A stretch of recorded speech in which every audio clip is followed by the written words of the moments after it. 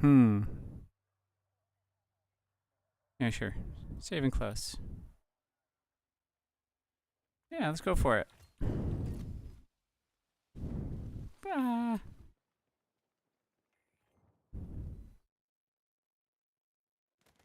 Uh, well, I just walked right into a guy. Yay. Yeah, we'll just respawn. Good things will happen, right?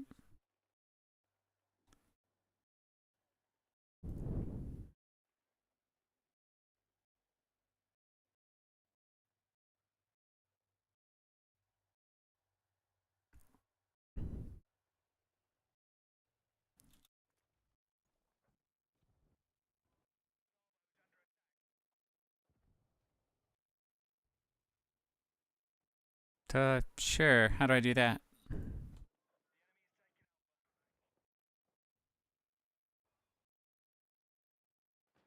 Yeah, I'm in menu and I'm dying.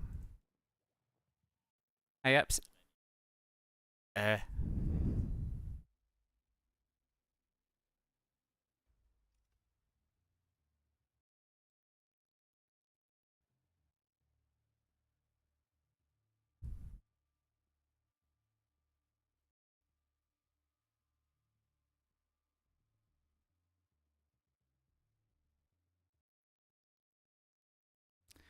I have. It's just been a very long time.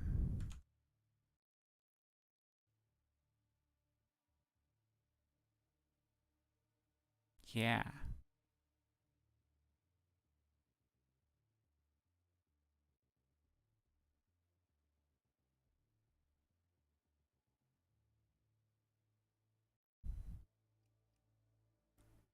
So are we in party yet or what?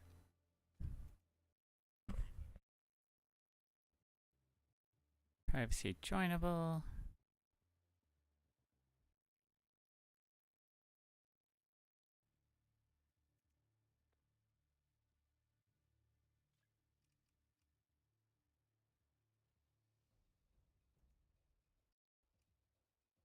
Want me to go into all out warfare or you want me to go?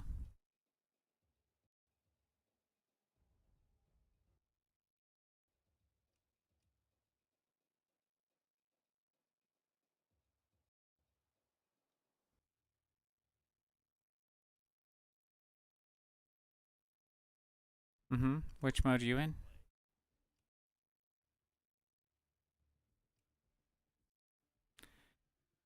I don't know.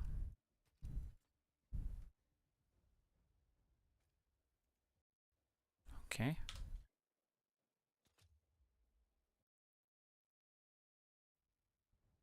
Mm-hmm.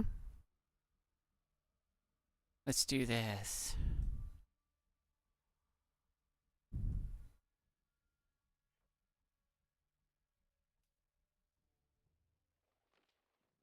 Well, bugger. Okay. Just hit and deploy.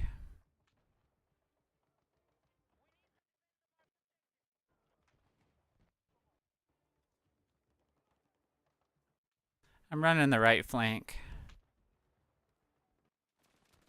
Oh shoot! I got killed.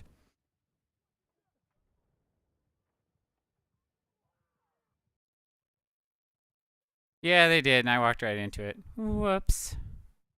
Alright, I'm just gonna skip this crap and go back. Yay! Let's do it again. How do I crouch again? I'm trying to remember. Z, that's right.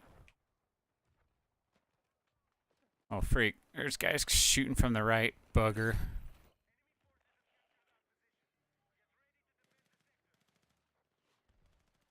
Shoot. You're saying there's a tank right here? Shoot.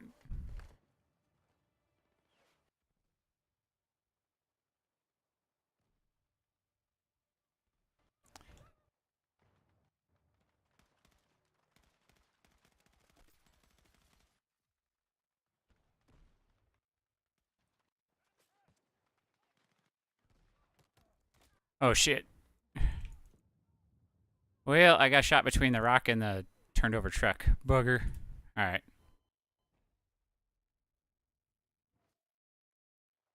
We'll do this again. Why not?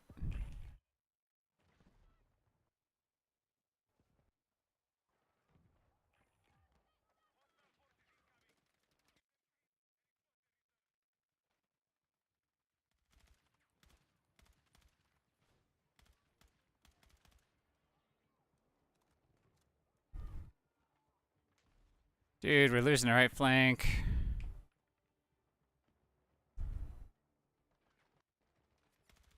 Oh shoot, there's the tank.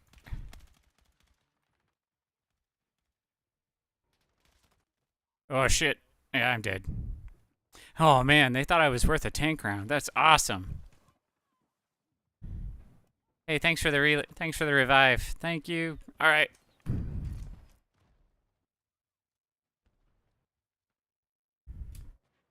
How do I revive people, man? Can I even revive? E. Freak.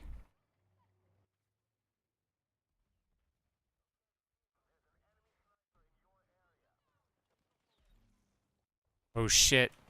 They're coming to the bunker where I'm at. I'm totally gonna die. Oh shit, yep. Yep, came right behind me. I died.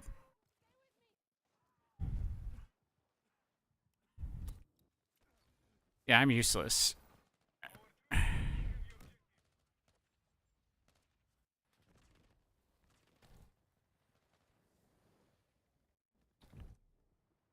Yeah, well. You guys are dang good at revive. Dang.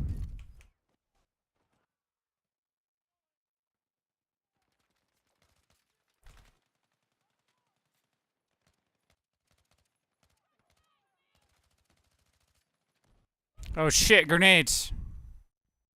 Yeah, well, I was shooting at the guy on top of the hill and, well, freak.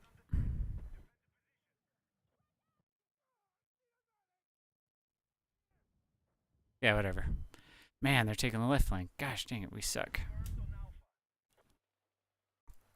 Yeah, well, here we go.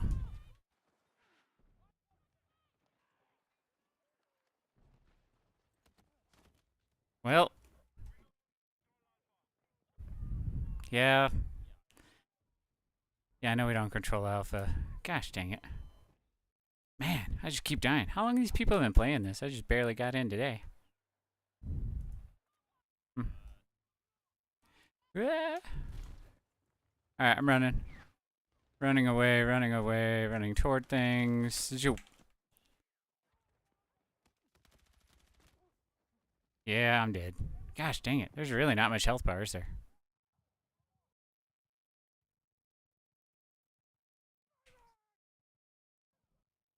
Oh, and the person next to me died. Gosh dang it. I thought I was going to support him too. Bugger.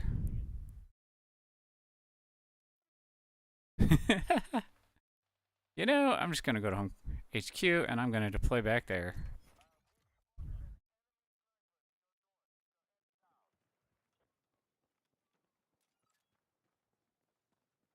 Alright. Gonna run around in the backfield and hope for the best.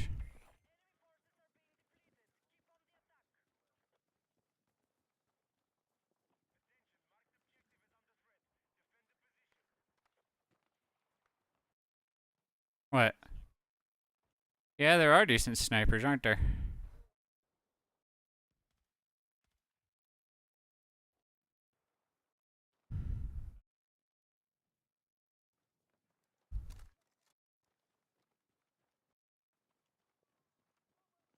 Aren't no landmines.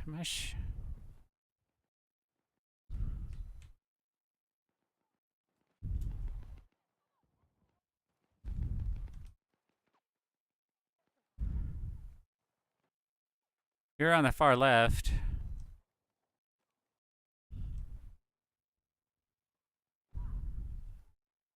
Yeah, they're taking that objective, aren't they?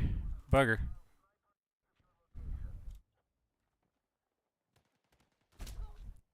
Well, I made it through the fence and died. Gosh dang it.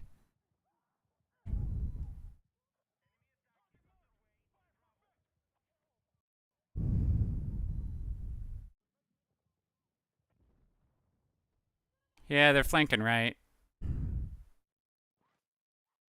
Damn it. Well, spawn at B. What the?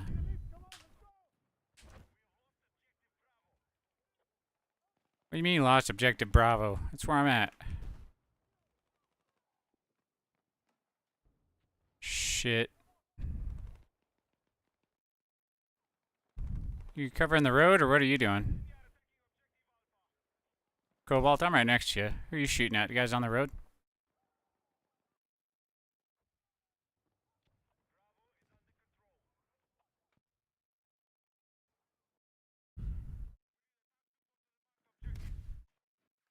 Shoot, we're getting shot left. What the?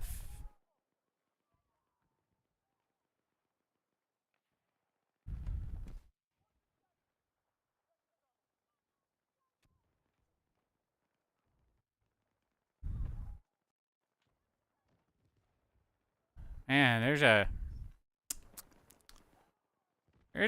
tank over there, huh? Should be fun.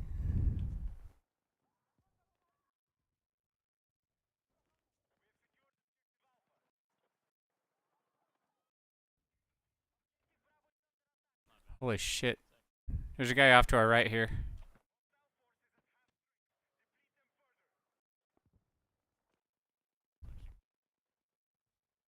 What the? Why would somebody deploy a parachute? My gosh. Oh shoot.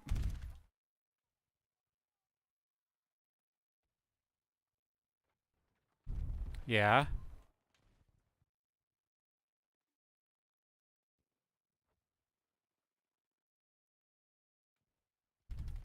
Oh shit. How do I swap? How do I swap guns?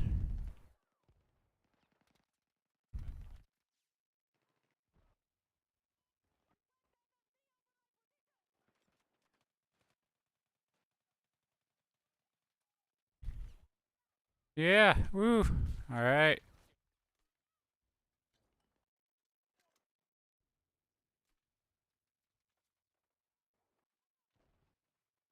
Well, two.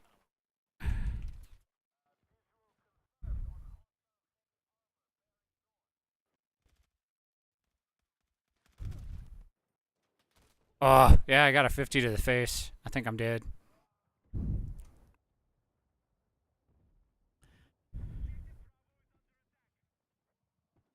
Yeah, this is okay. Yeah, I'll just die and come back. Oh, what? Yeah, I got nailed with a 50 from the top of that tank. My gosh.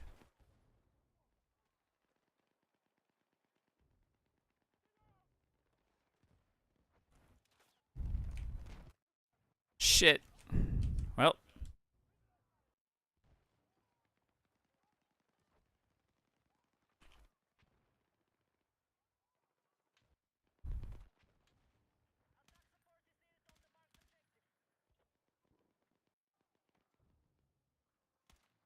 yeah, I'm not real good at this. Ah, shit.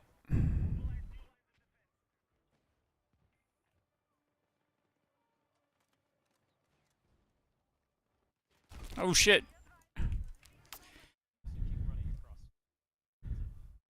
Well, there was a guy up on the hill here. I was going to support him. He had the rocket launcher. He was going to take the tank. He popped over the top of the hill. Not much I could do about that.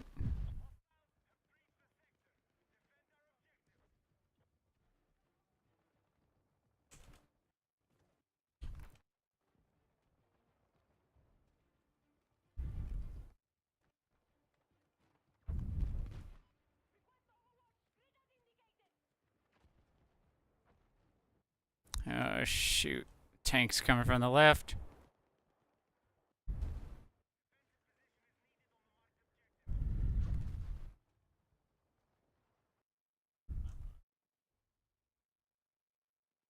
Yeah, well.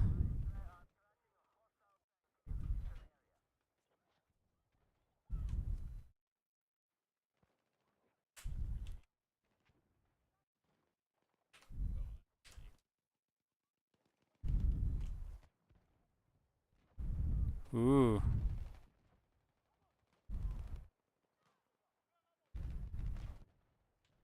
That guy went and got the thing. Good job, man.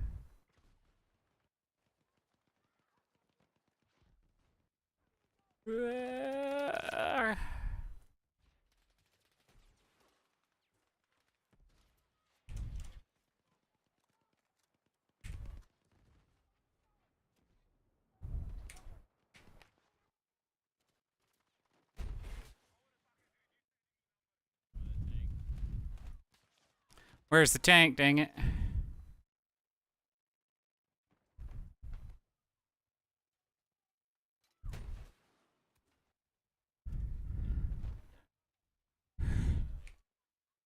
Reload, damn it. Reload, damn it. Come on, reload. I got the tank.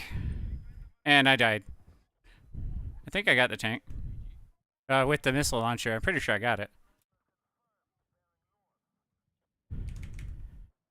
Come on, guys, come on. Yeah, nobody's getting me. I'm pretty sure I got the tank. Yeah, I got the tank. Yeah. Ooey. Yeah, we'll go where the action is. Go for it. Oh, shit.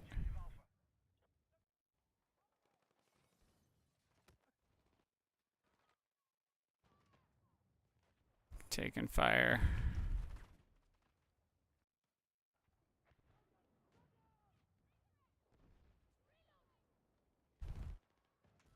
Four.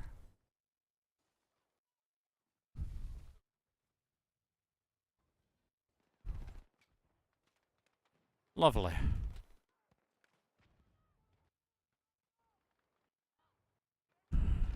Oh, shit. Yeah, we're just gonna run, and then we're gonna drop. Oh, man, I almost got him with a grenade launcher. Bugger. Yeah, the wall in front of me blew up, so I just had to start running. It's a tank. Oh, freak.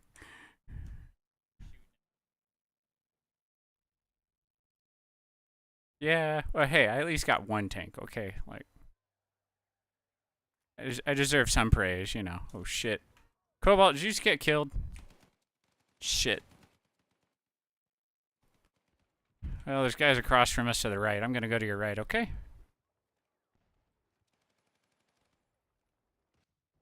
Oh, shit. There he is. Aha. Yeah, somebody got him. Well, I'm dead.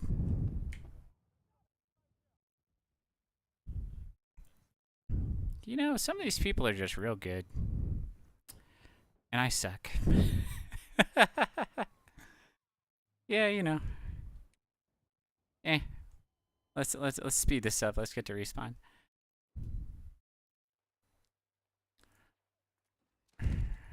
Aha! Alright, let's run across the roof and back down, and then grab my pistol and not shoot my friend. What do we got here?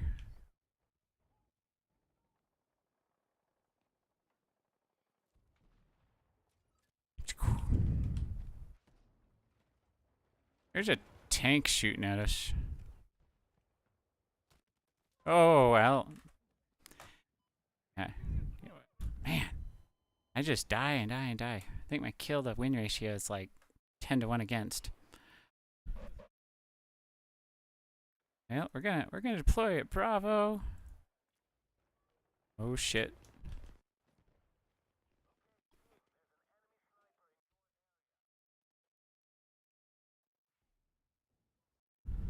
Well, it means something to me.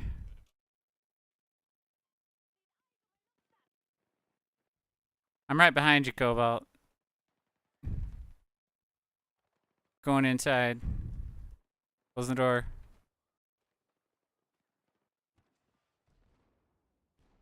Alright, pistol's better for indoors, huh? And it's a toilet. Shit.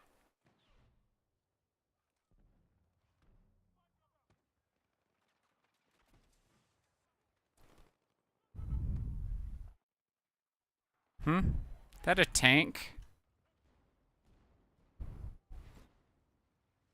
It is a tank, damn it. Shoot. Oh, freak. I'm taking damage. You're like, objective? What objective? I just blew the hell out of that objective. My gosh. How can I even take objective A if I can't get to it?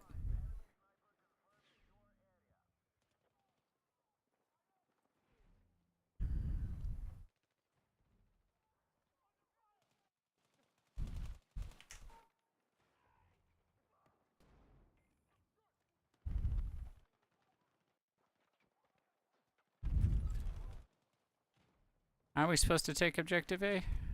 71 meters that way, and there's a tank between me and that. Shit.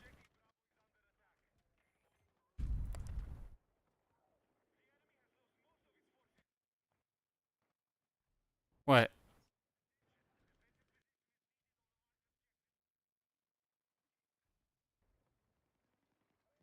Wait, there was a guy behind you? Oh, shit.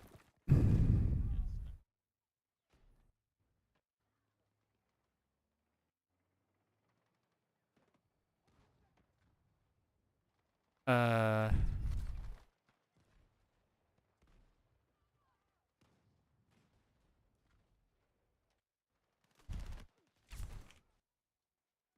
Good job.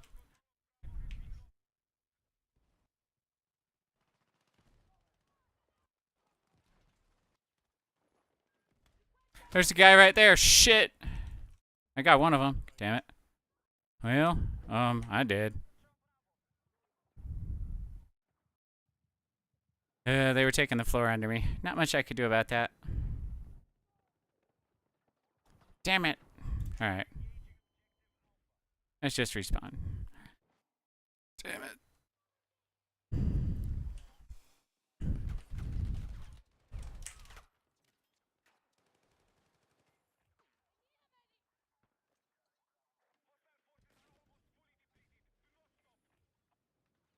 Guys, I don't even know how to do...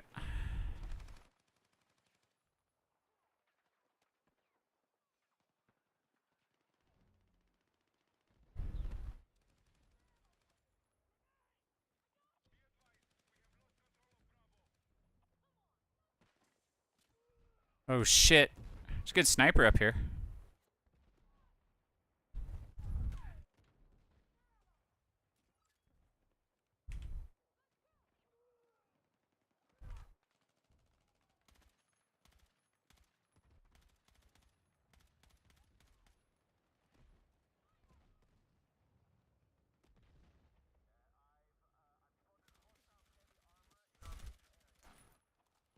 Ah, shit. I think he got me with an RPG. What the... Well, yeah, I got one of them, okay? Oh, he got me with the grenade launcher. Bugger.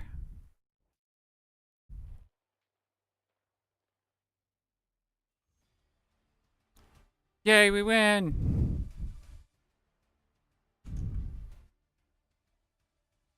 Do you have any idea how in the heck we won?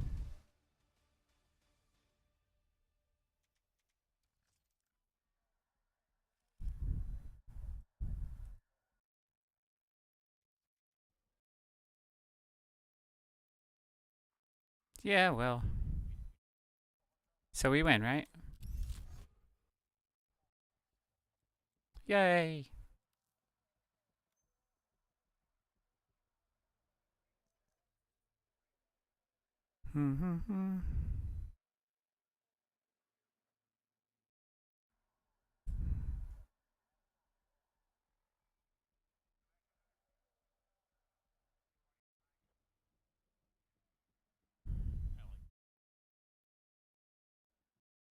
I mean, I tried to go for some of the objectives, but you just make sure you log into those streams, huh?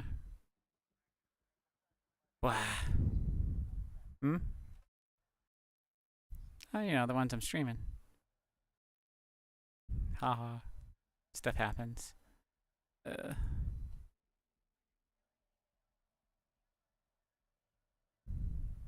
Mm-hmm.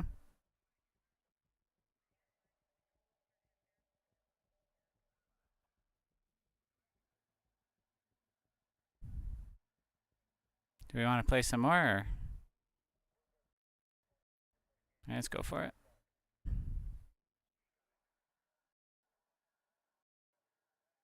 Mm-hmm.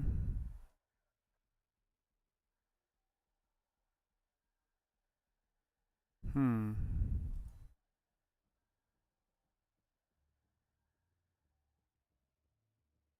Hang on.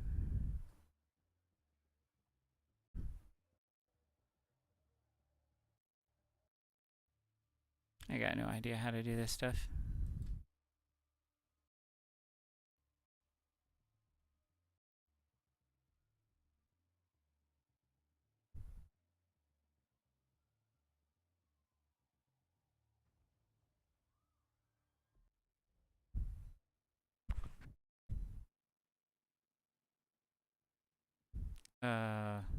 I'll do support. Yeah.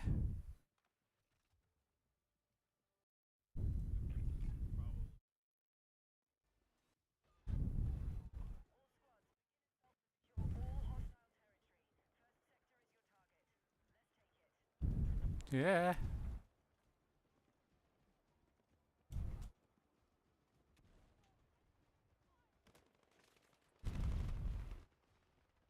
Yeah. Shit.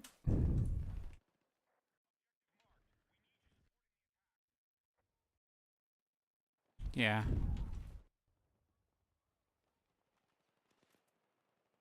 Who am I supposed to sell? Oh shit. Well, dang it. Hmm.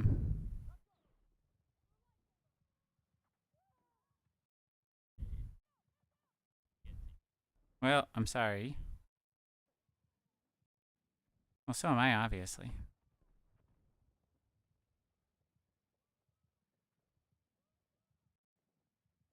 Hmm. Yeah, let's just go back.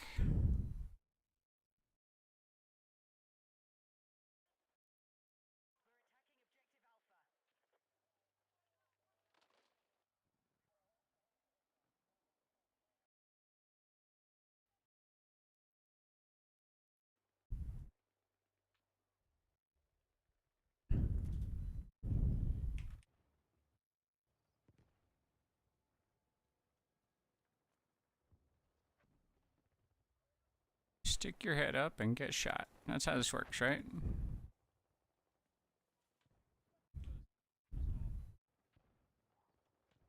Uh.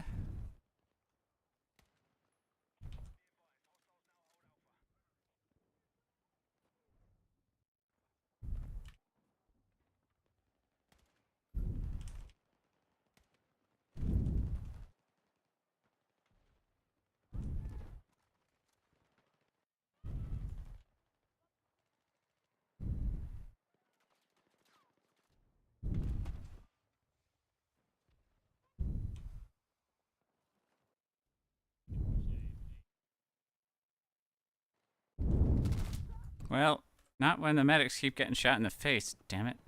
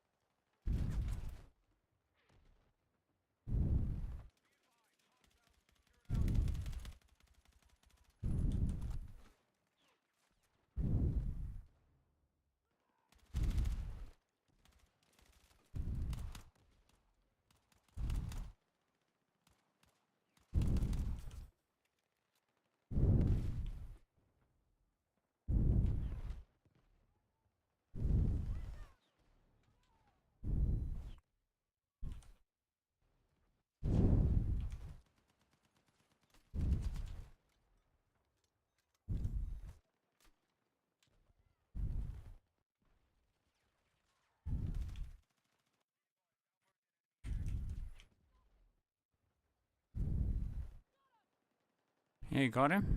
Yeah?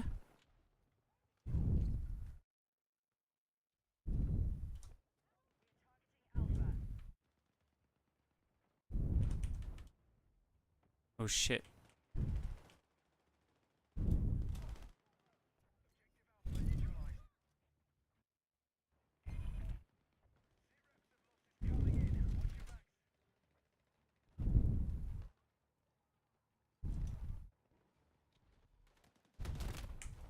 Ah!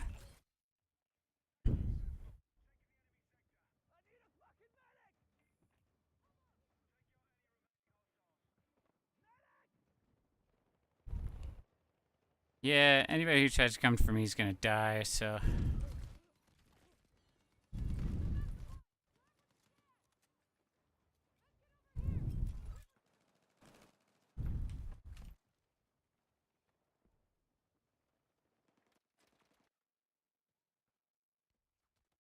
Oh shit, I'm getting... Oh, shoot. Oh yeah, you're right about that, but what's the fun in that? You gotta push forward and, like, not die, right?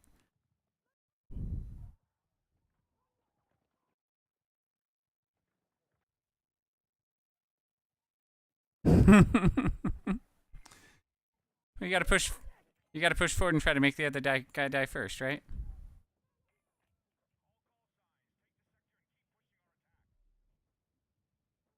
Yeah, there's... Oh man.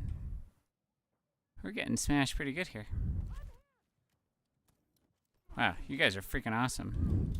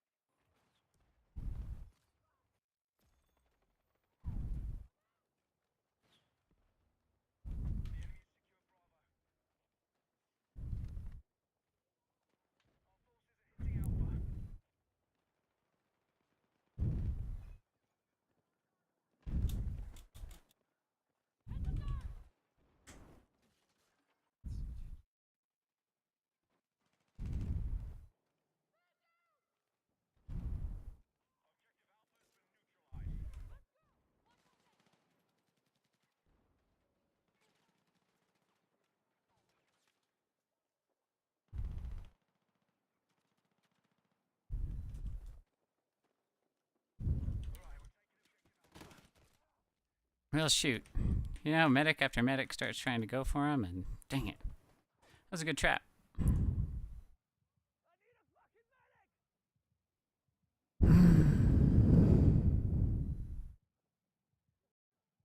No fun. There's 3 of us over here waiting for a medic. Bugger. Yeah, ain't nobody gonna be able to make it.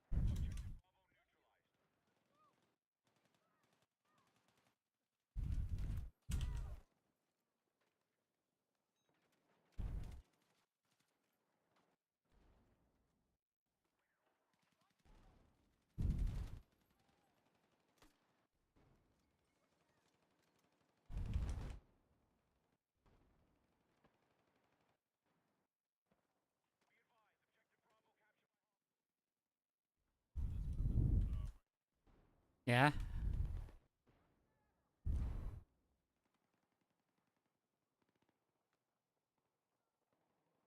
Oh shit, one of them got past me. Cobalt one's coming for you, got past me. Shit. Oh shit. Second floor, second floor, second floor. Yeah, I got hit. Second floor, I got hit. I just really suck at aiming. You got hit too. I see you, buddy. There you are. Ah, shit. Yeah, and they got us a grenade too. Oh, shit. Alright. I'm on fire, but I'm going. Come on. Yeah. You know what else I didn't take? Freaking.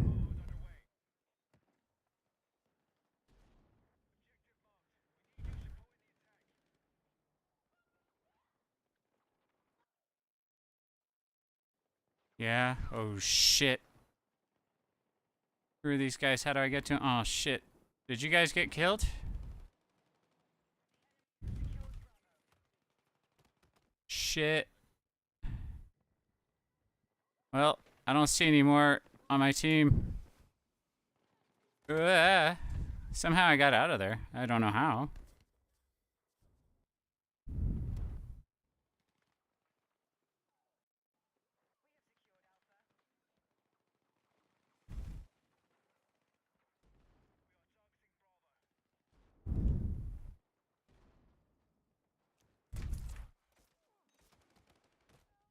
Gosh, dang it. I came over to revive him. Damn it. Ah, and I died again. Damn it. Ah.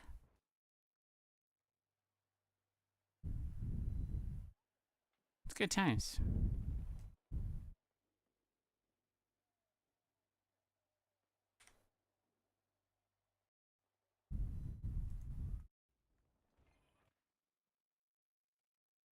You got a shotgun to the back? Yeah.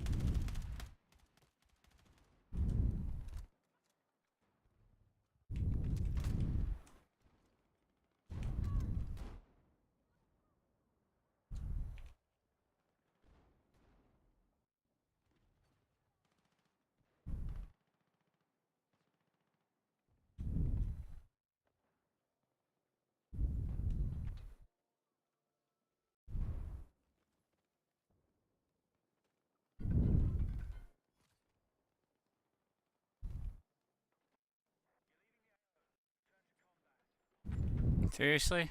There's a boundary? How are you supposed to flank people if there's a boundary?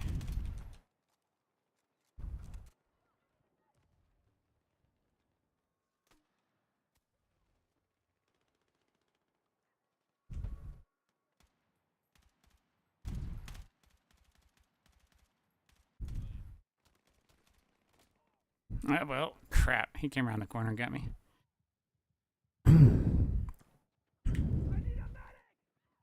Yeah, you got that dude, didn't you? You went right through that door I was looking at.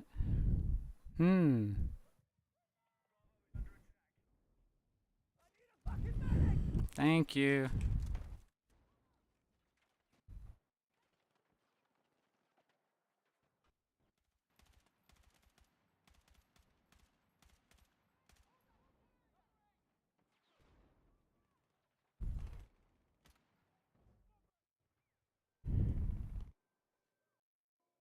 Shit.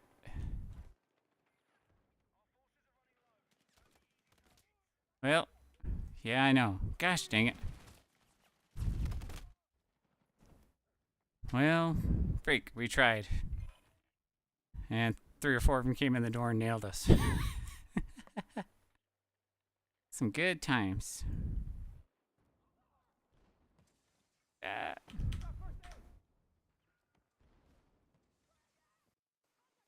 Four. Yeah, how about that?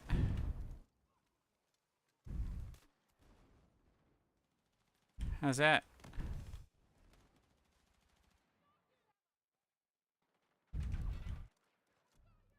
There's quite a bit of stuff going on here.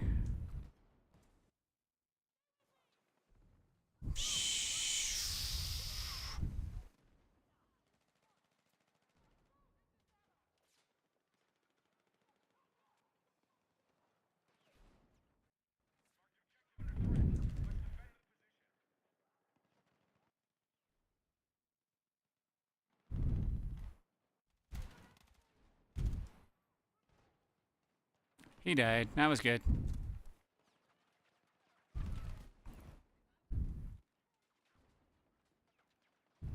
Yeah, we're getting brutally.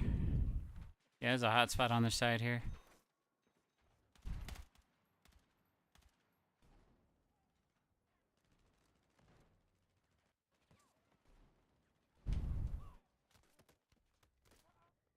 Dude, I was behind cover.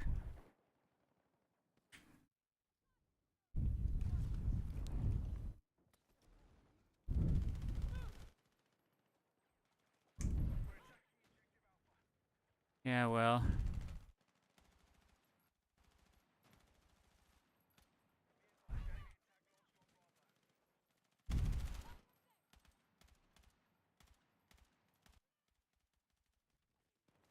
That really hurt. Ugh.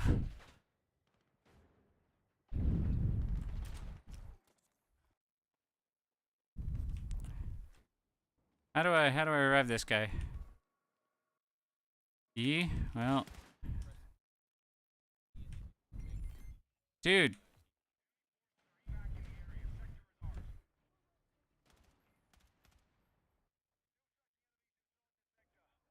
A and X, E and X at the same time?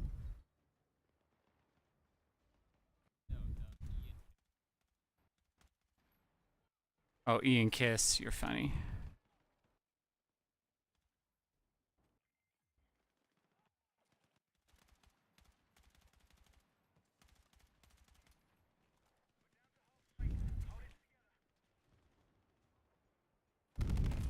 Oh, shh. Well, I got shot from behind. Cobalt, watch your right. Behind you. I got shot from the rear. Means they came behind us in that building. Yeah, I know. Yeah, it's just wonderful, isn't it? Yep. Dang it, he got me again. Damn it, he was right next to me. I lured everyone to their doom. That sucked. Heck yeah, Cobalt.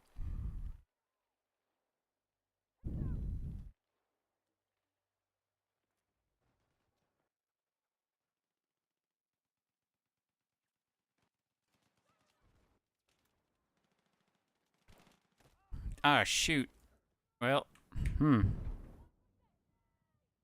guess a grenade guy. Oh, there was a guy up on the stairs. Damn it. Yeah?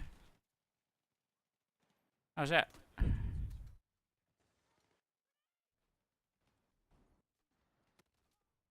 Well, I died again. Damn it.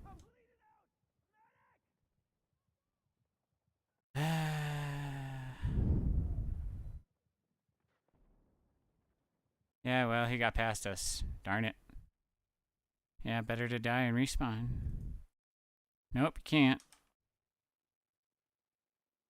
Alright.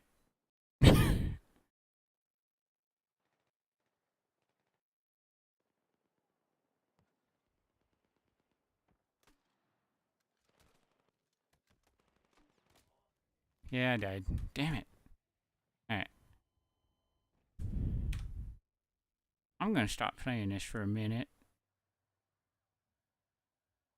It's cool. Don't get me wrong. But I think I'm gonna take a little break. I'm a little tired of dying, you know, over and over and over. It is kind of the point of the game. Oh yeah.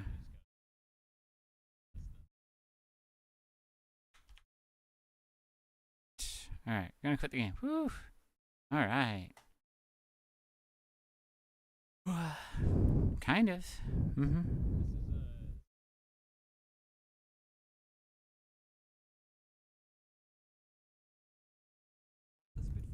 Mm-hmm. Mm-hmm.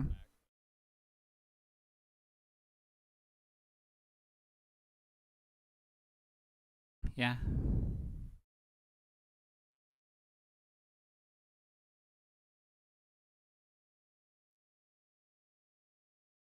All right.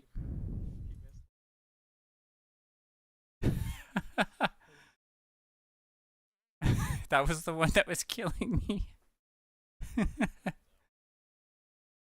uh, anyways. Ugh. Yeah, he was dead.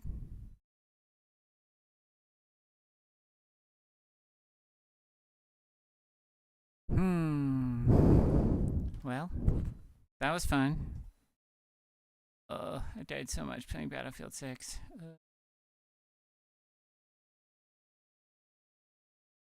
Hmm.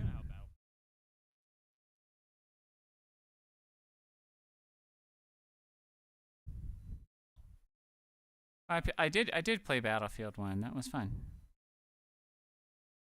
Just yeah, the World War II game. I played it on an Xbox.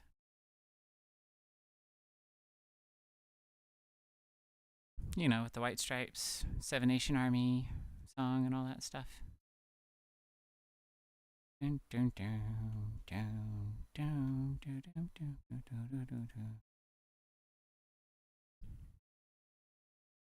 dun. Oh, you're good at that. Oh, anyways.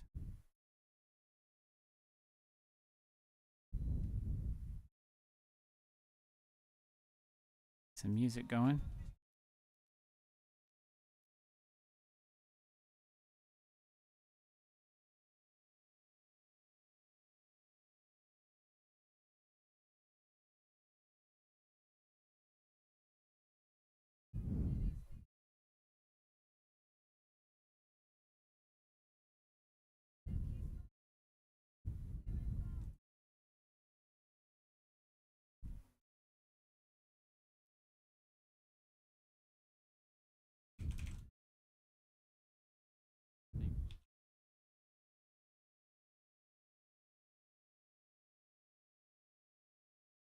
Mm-hmm.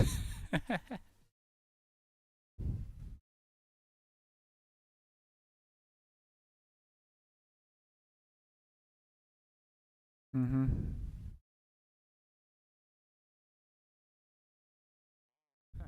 Ha. Ha. Yeah, you guys could at least log into my stream to see if anybody shows up, huh?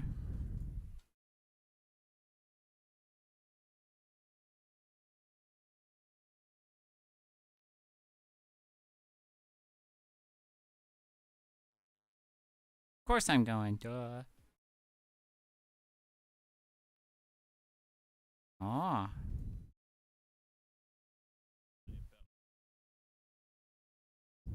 We died so much. I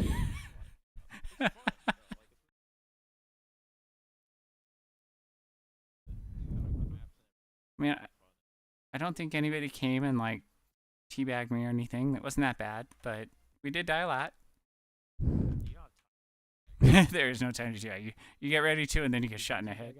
No, no, not even close. Why not? Because I don't even know if they can hear you guys, but oh, okay.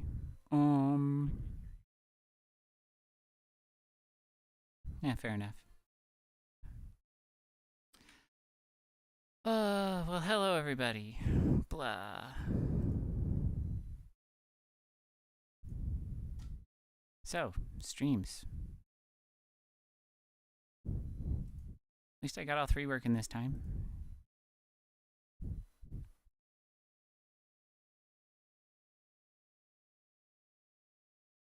You guys gonna get on the chats at least and say hi?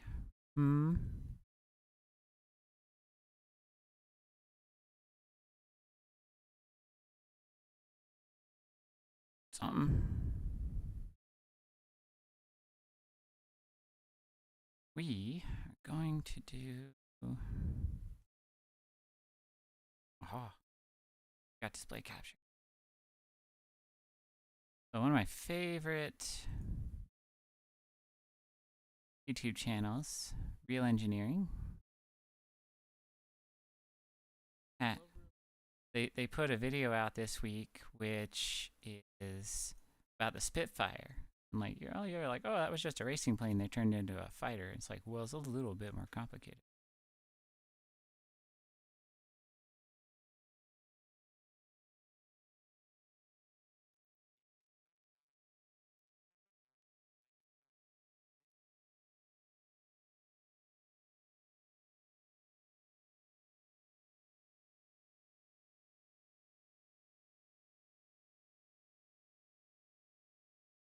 So can you guys hear that on the stream?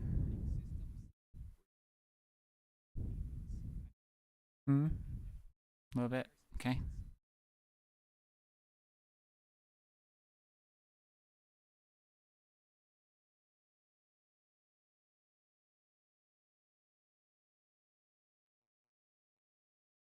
Yeah.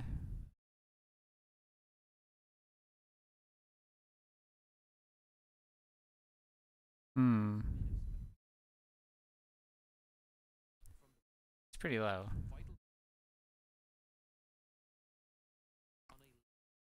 Yeah, there it is.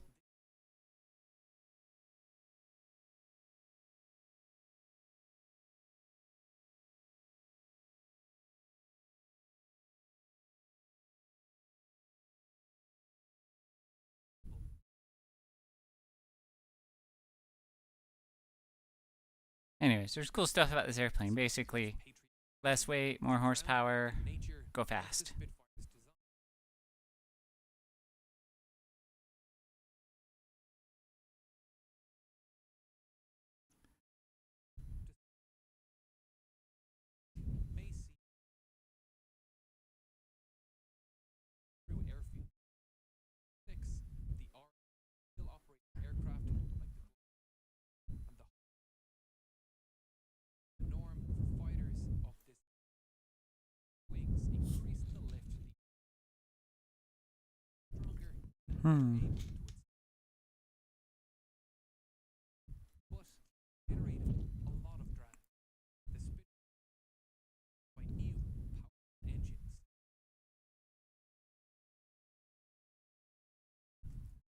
I'm confused on that. The aged hardened aluminum alloys. I wonder if that's like heat treated or... I think it's probably heat treated because sometimes when you heat treat stuff, they call it aging. I think so.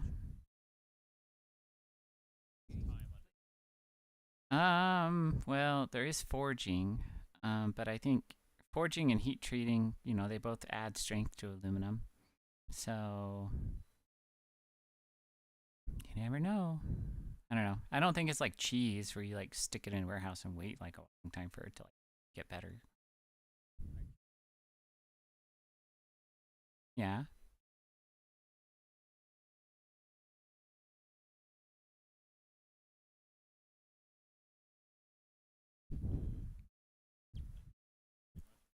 Yeah, I mean, when you do a forging, what it's doing is it's work hardening the piece, and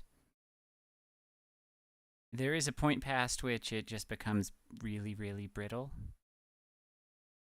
So you know, you're trading resilience for ultimate like yield strength. So, I mean, there's a theoretical limit depending on the grain structure of the material you're playing with, but you know, sometimes when you there is a point at which, yeah, you can't get much more strength out of it just with more tonnage of press. Then you have to start relying on geometry and actual metallurgy. I don't think that answers your question, but put it in the chat.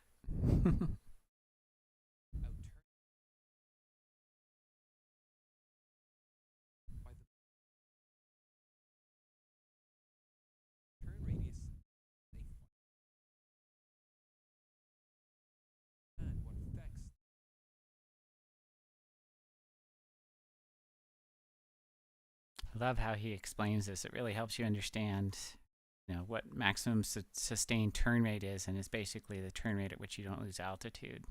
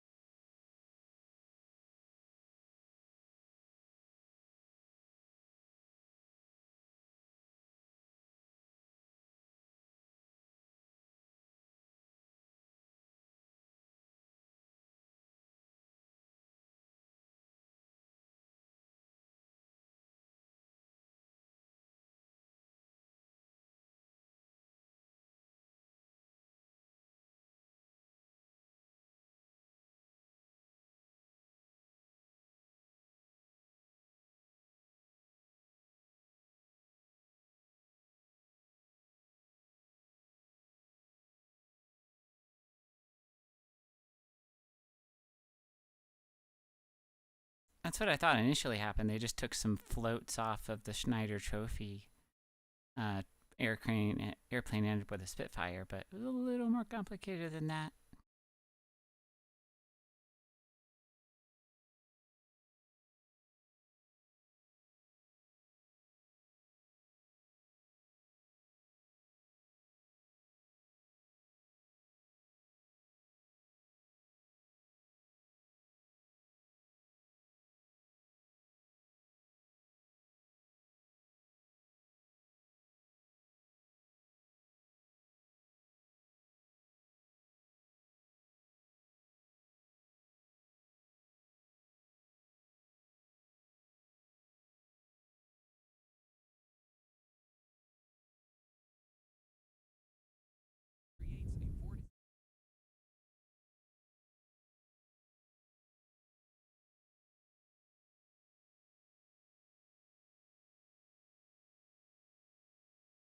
So, you know, why do you want to stop induced drag? Because, you know, you can only make an airplane so light, you can only make an engine so big.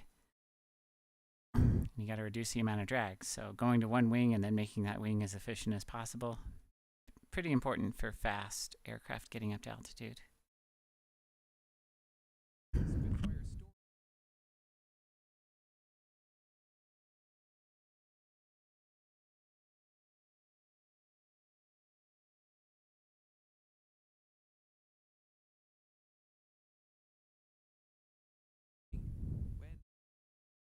He doesn't give a bugger?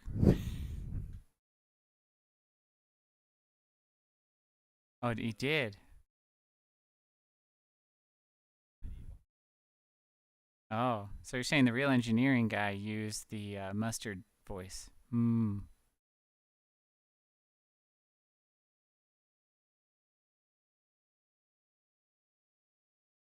They probably work together, yeah.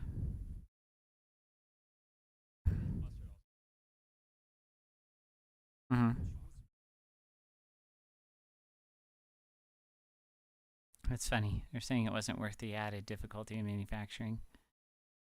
I can attest to that when you go for pretty shapes. Benefits of the elliptical wing came from the planform's wing. It's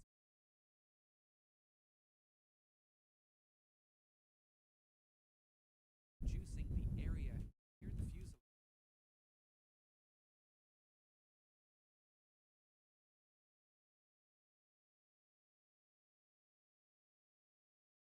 and then drops off.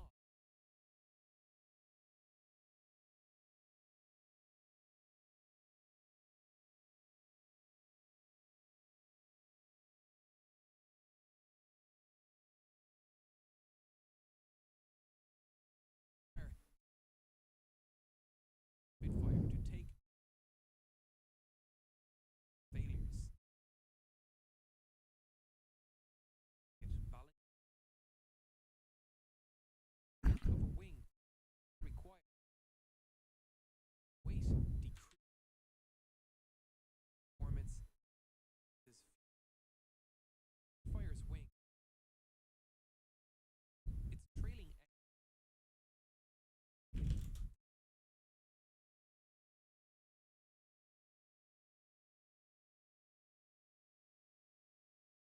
is the wing.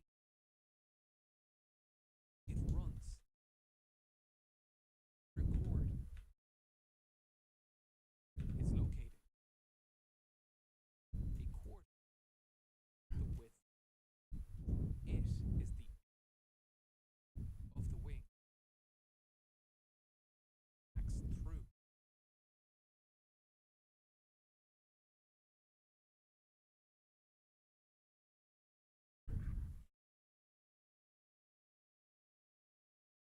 Be behind the wing instead of direct over it.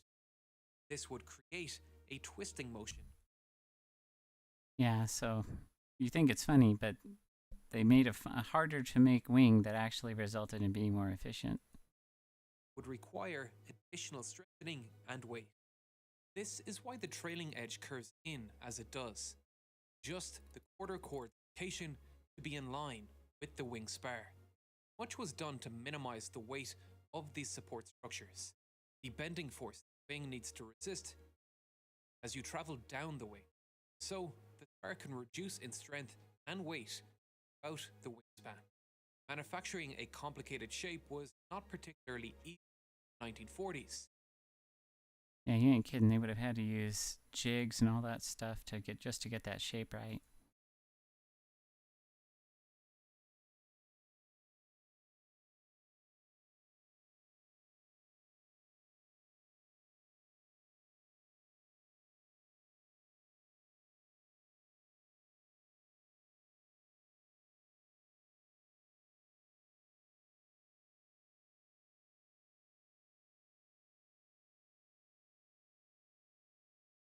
Engineering masterpiece gave the Spitfire incredible handling.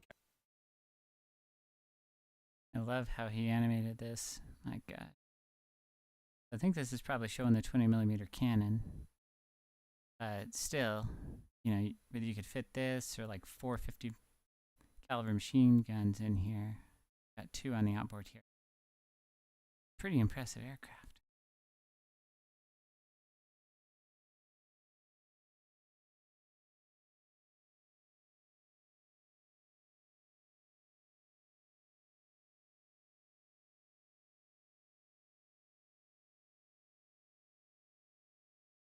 Bit is noticeably larger. This affects a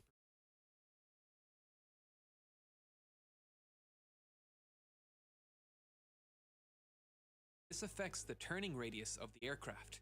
A heavier aircraft with smaller wings have a larger loading and as a result will have a larger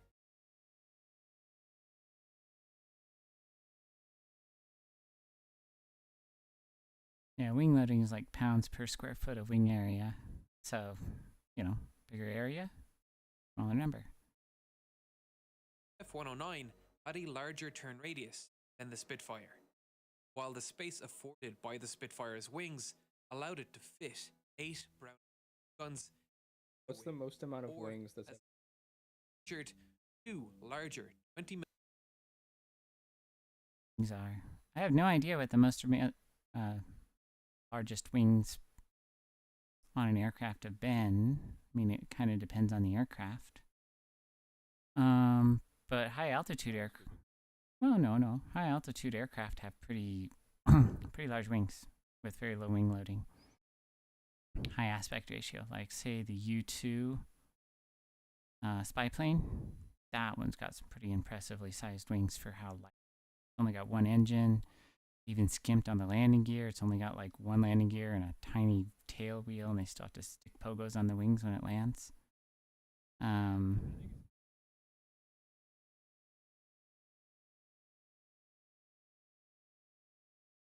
Yeah, I mean, it's always a careful balance, right? Like power, wing loading, weight. What's the mission profile? You're trying to turn fast? You're trying to fly high? What's the goal? You take high altitude airplane, you put it into acrobatics in a dogfight, and it's just gonna like break the wings off. I mean, that's just how it works. And you know, the British, before they went for the Spitfire, you know, they were all about those biplanes. They knew how to make some pretty good, strong wood airplanes. But with all those wires and cross bracing going across, they're very robust. I'm sure you could fly it through a thunderstorm and not break the wings off, but you're also not going to go very fast. So when you're fighting Germans, you got to go fast. millimeter cannons and 4 of the smaller 7.7 Brownings, all mounted inside the wing and outside the arc. Effort did to 9 did not have. Engineers at signs limits. Above the engine, fire through blades, interrupter gear, timing the not strike the blade.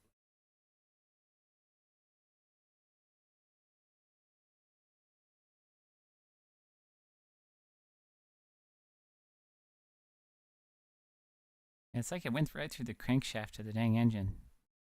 But crazy part is when you have so many guns out on the wings, you have this problem called convergence, where you actually have to like aim the guns inward so that they converge at a certain point. And if you don't, you can't hit anything. So like when you're dogfighting, it's a lot better to have something that's on a centerline axis of the aircraft. So I can understand the Germans thinking, oh, we're just going to have more accuracy. And the British are like, we just want more guns. So, you know, more guns, more accuracy, accuracy by volume, you know. Sometimes a good thing.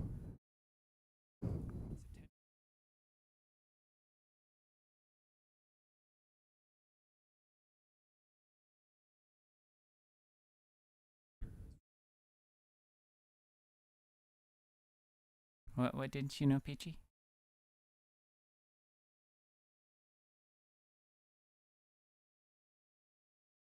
What do you mean invert them? Oh yeah, like they can't just be straight. They actually have to be aimed slightly inward so they converge at a certain point in the distance. No, you're inwards yeah, inwards. Yep. inverted? Convergence. Yeah, you've had a long day at work.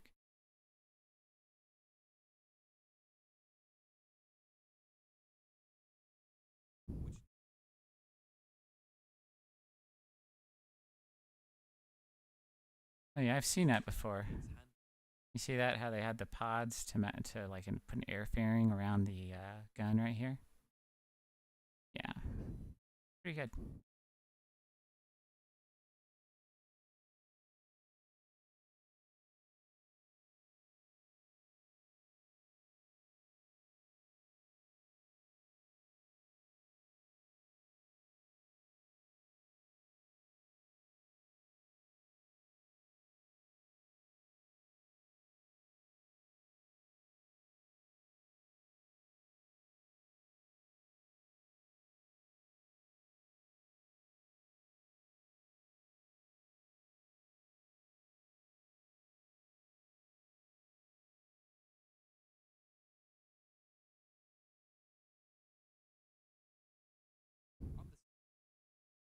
Yeah, so horsepower.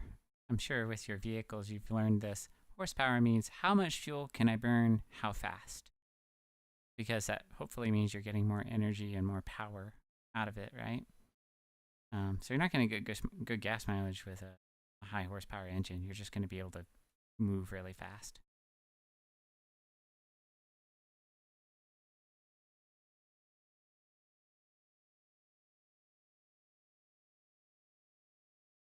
Oh, yep.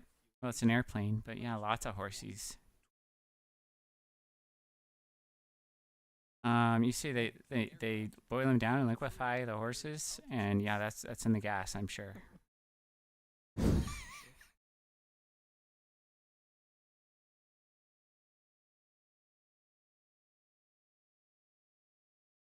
Yeah, yeah. Oh no. Well, horsepower is just like a measurement of power. It's kind of like BTUs, but like way less precise. Because I mean, even that stands for British thermal units. The British really screwed us up. But kilowatts. I'm sure we can get to kilowatts. Yeah, probably derive horsepower into kilowatt.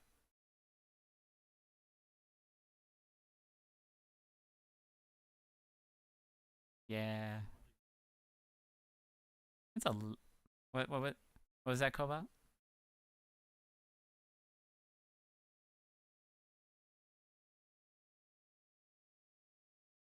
Mm-hmm.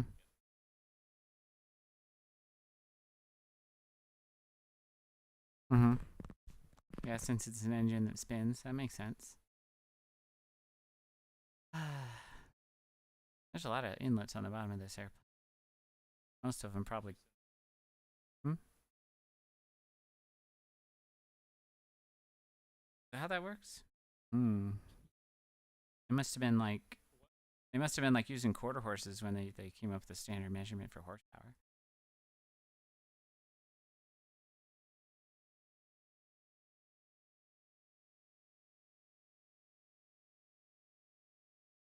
Nice. Good horses. But yeah, he's gonna talk about how the supercharger works on this. It's pretty good.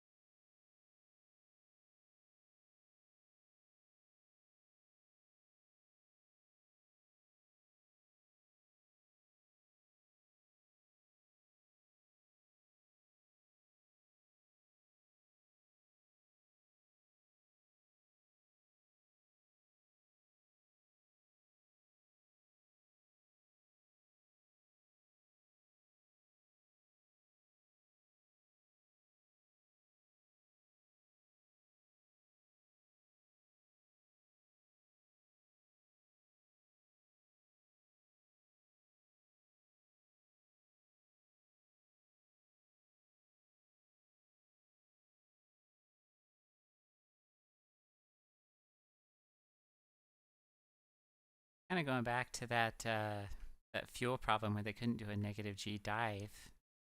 I mean, I guess it makes sense if you're making a car to say, oh well, I can make my carburetor dependent on gravity. When you're in an airplane flying through the air, good luck with that. Gravity's every which way, depending on which way you're turning. At power curves, plot the engine power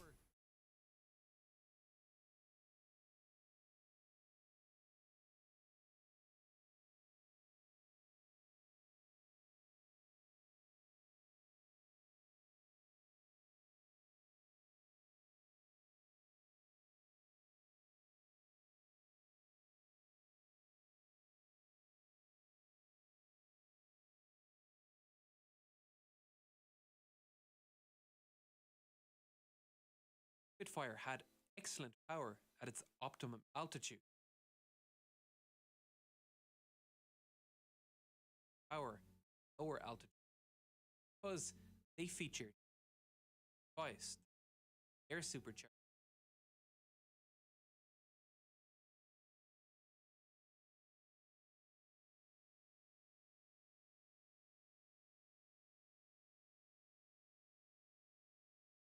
Basically an automatic transmission torque converter. You guys have ever dealt with one?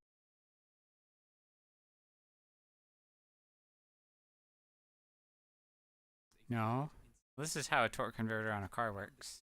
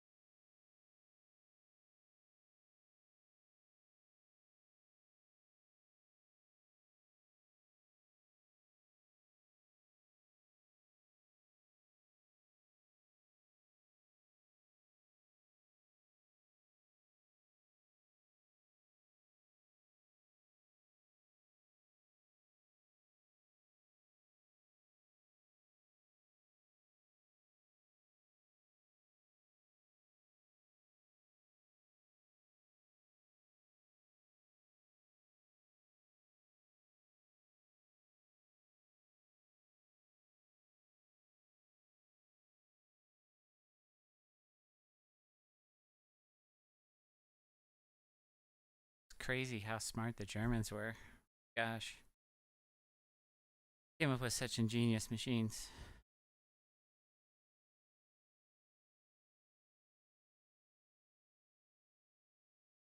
Yep.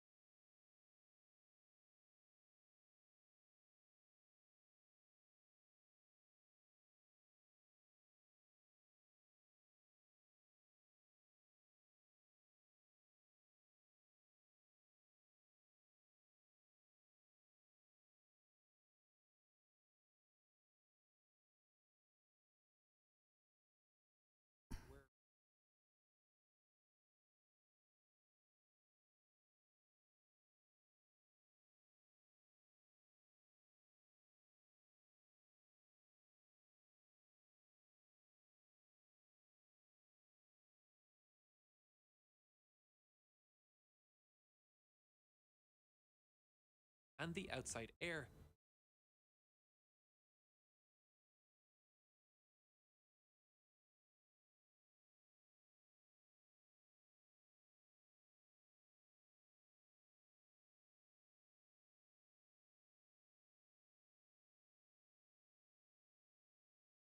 Pretty crazy how, with all those constraints, they were able to overachieve against the Germans just because they had to. They had a smaller engine, they had less power, they needed to use some stuff they had learned from racing, and that's how they were able to better than the BF-109. 9 and Spitfire, formidable foes, and the difference in life and death were often the down.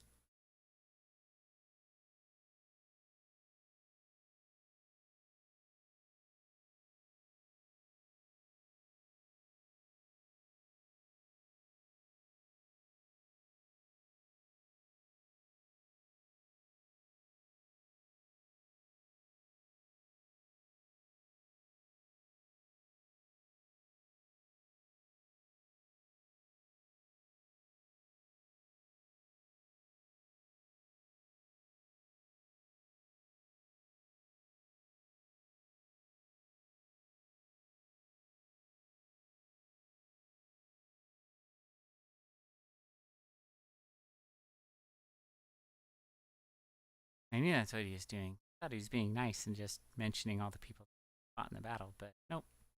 Next video. But I always love Real Engineering. He's got a lot of cool stuff.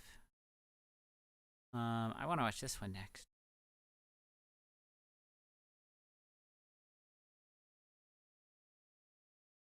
You guys hear that?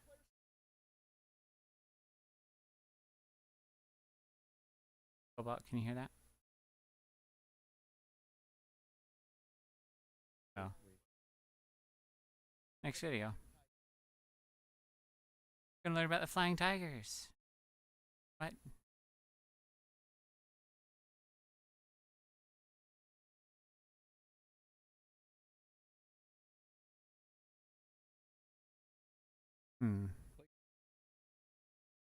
Fading in and out.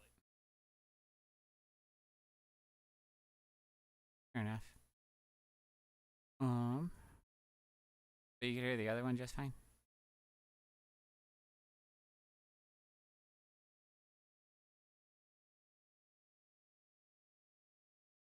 Mm-hmm.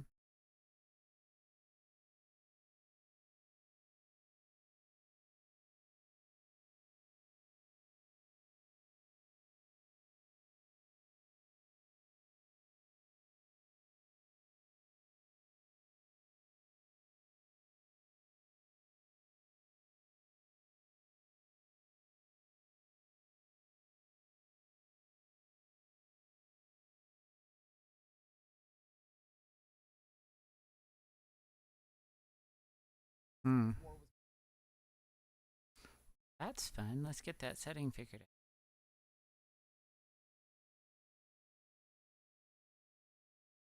Mm-hmm.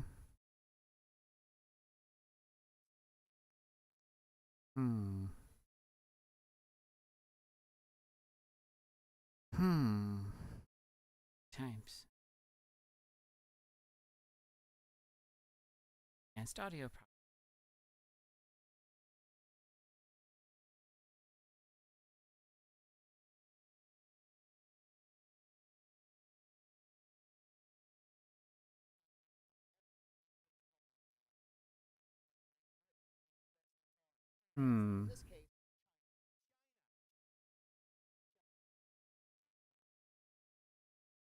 Yay.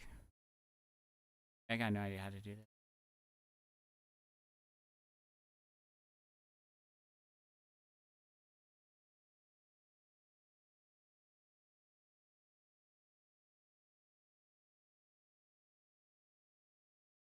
Interesting. One short break.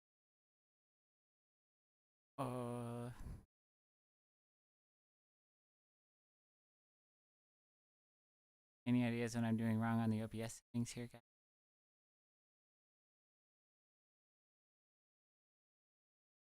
No. No.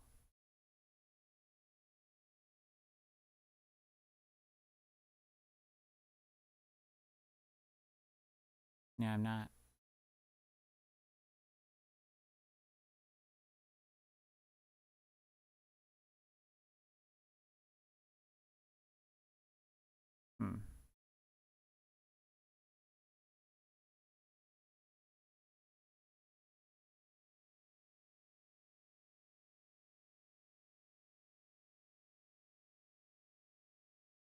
I had the BB.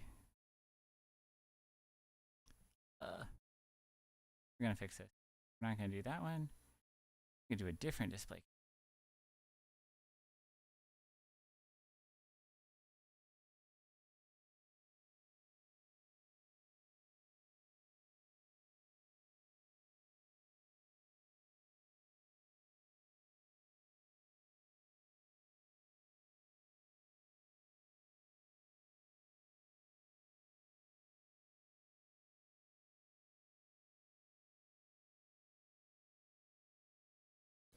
Yay. Man, I can't figure out the desktop audio.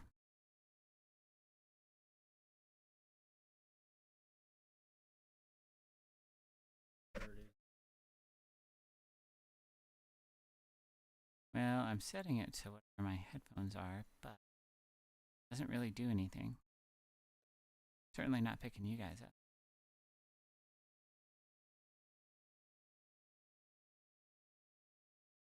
Yeah, I know, right?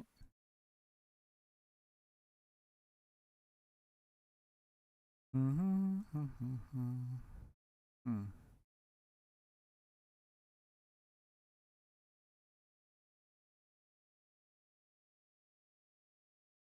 How much you want?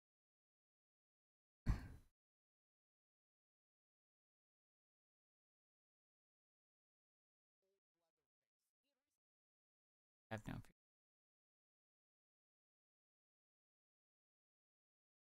How about any ideas on the audio?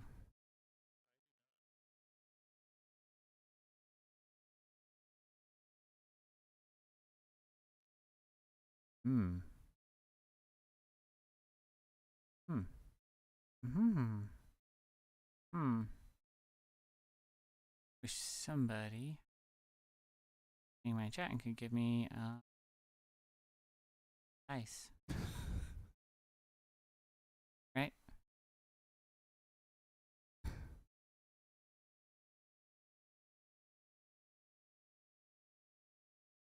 Hmm. Well, we're gonna figure this out. Advanced audio.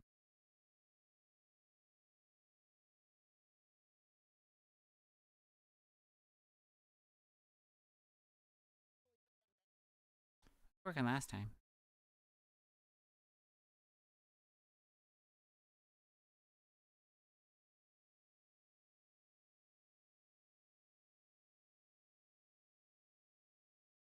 Okay. This Oh. guy gave a Somebody give a Reddit answer.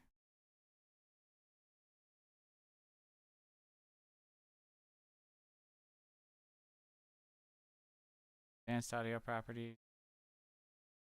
Check all tracks in the iSource.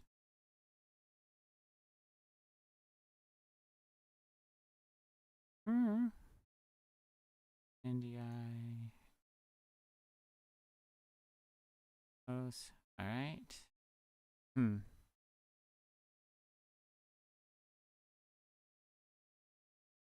Name cat. I know. Hmm.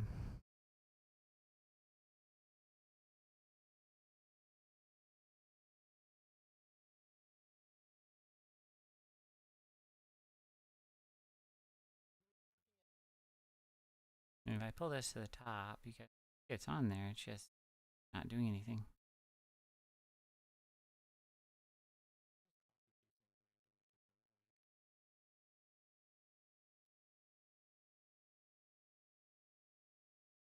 Move to top.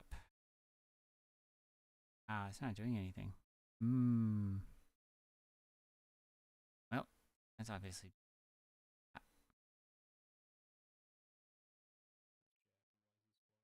I don't know. You shouldn't be though. Like capture.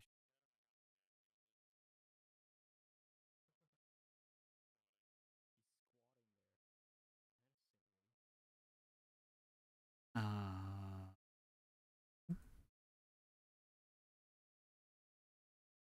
Hmm. I got nothing.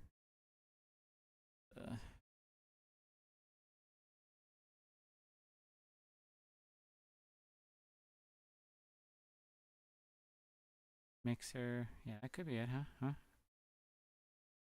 A mixer.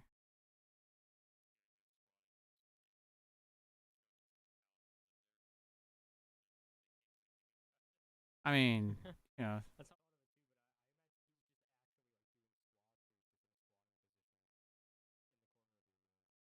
you're not cheating, you're not trying. Well, here's sound.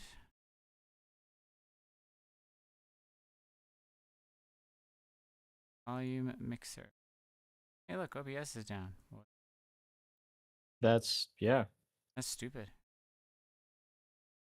contractor, and he Oh my realized, gosh, hey, I can hear Chinese Air stuff. Force What pilots, the hell? It'd be really cool if I could get You some did American help. pilots with good I was training OBS all the way and down. That's so planes stupid. and take them over there. I feel like we could wreck house. So he approaches FDR with this idea, and FDR is kind of stuck in this situation of like, well, I can't send over American service. We're gonna go back and listen to some of his bad jokes. That was in reference to the fact that he sent for the tier group, aka the Flying Tigers. Okay, now if you already follow me, or if this is the first time you've ever seen one of my videos, you are somebody that just clicked on a World War II Flying Tiger video and probably already know a ton about World War II to begin with, so I'm not going to waste your time rehashing the entire thing. Okay, so the super abbreviated version, in case you live under a rock or you clicked on this video on accident, prior to the attack on Pearl Harbor, by and large, America did not want to enter World War II. They saw it as a huge European conflict that we should have nothing to do with. Now, despite that, many It's really people in the quiet and I government can and the barely hear military him. All right, we're gonna figure this out. So you can barely hear him. How about now? realized that this My war was AC going to was come running whether and we it's right wanted next to me. Maybe that was. Well, we're gonna fix this. That's better. We're just gonna max out OBS and hope for the best. That was better. it or not. So they began prepping the military, and in the gonna be meantime, they were like doing just everything they ear could to help shattering. out the Allied Now it's forces. too loud. Countries like Great Britain, the No. USSR, France, I'm too and in loud. this case, China. How's that? China. The absolutely incredible story of the Flying Tigers is quite literally the time FDR, the longest sitting president. That was in reference That's to the fact good. that he sat 3 terms, not that he was always. You know what? We're just going to move on. He was in a wheelchair. That's just. We're just going to push through. Anyways, FDR was approached by this crazy ex-infantryman that became a pilot known as Claire Chennault, a.k.a. Old Leatherface. He had recently just gotten back from China where he was working as a civilian contractor, and he realized that, like, hey, Chinese Air Force kind of sucks. It'd be really cool if I could get some American pilots with good training and some American planes and take them over there. I feel like we could wreck house. So he approaches FDR with this idea, and FDR is kind of stuck in this situation of like, well, I can't send over American service members because then that'll be an act of war against Japan. So here's what I'm going to do. I'm going to approach 100 of the best pilots and mechanics and ground crew that America has, and I'm going to let them have the opportunity to get released from their contract. They can resign their commission and become civilians again, as long as they agree that they are then going to immediately go over to China with Claire Chennault and found a guerrilla air force and fight the Japanese by themselves. I'll be back.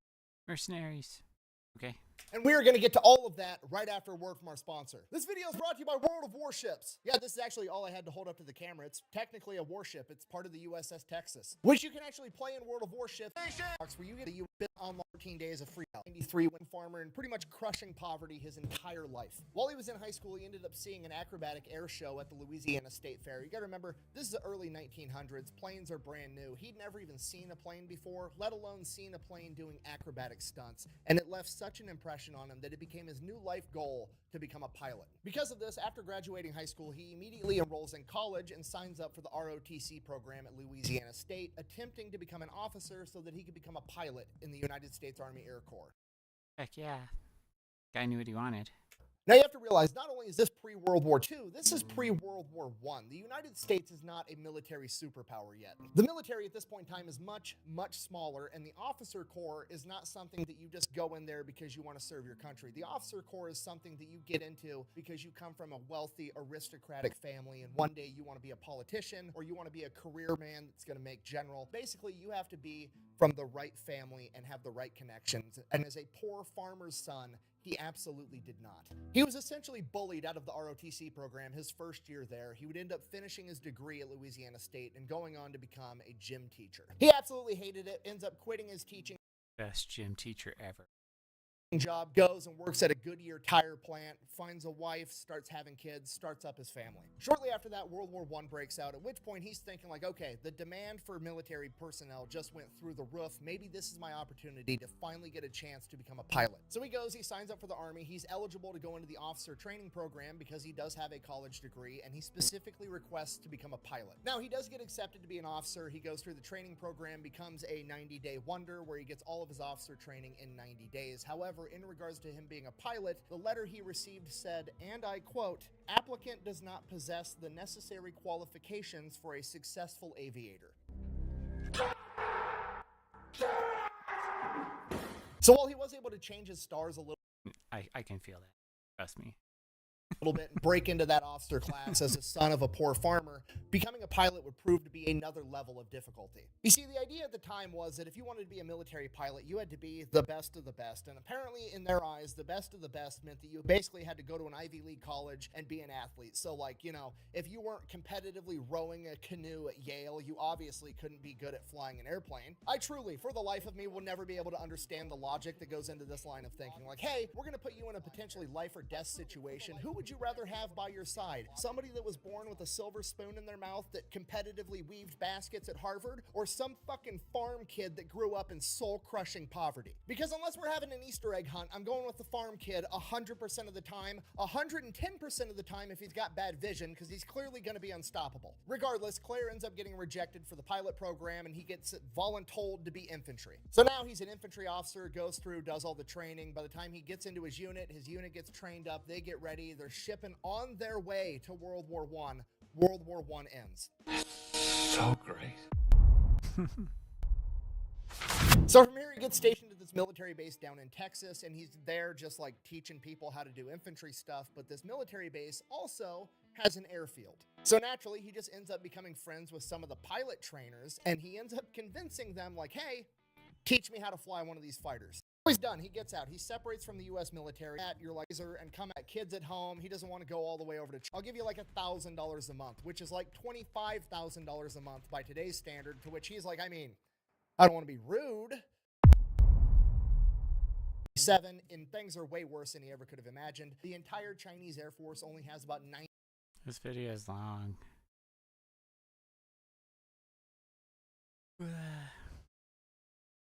I don't know, Cobalt. What do you want to watch? You want to finish watching this video?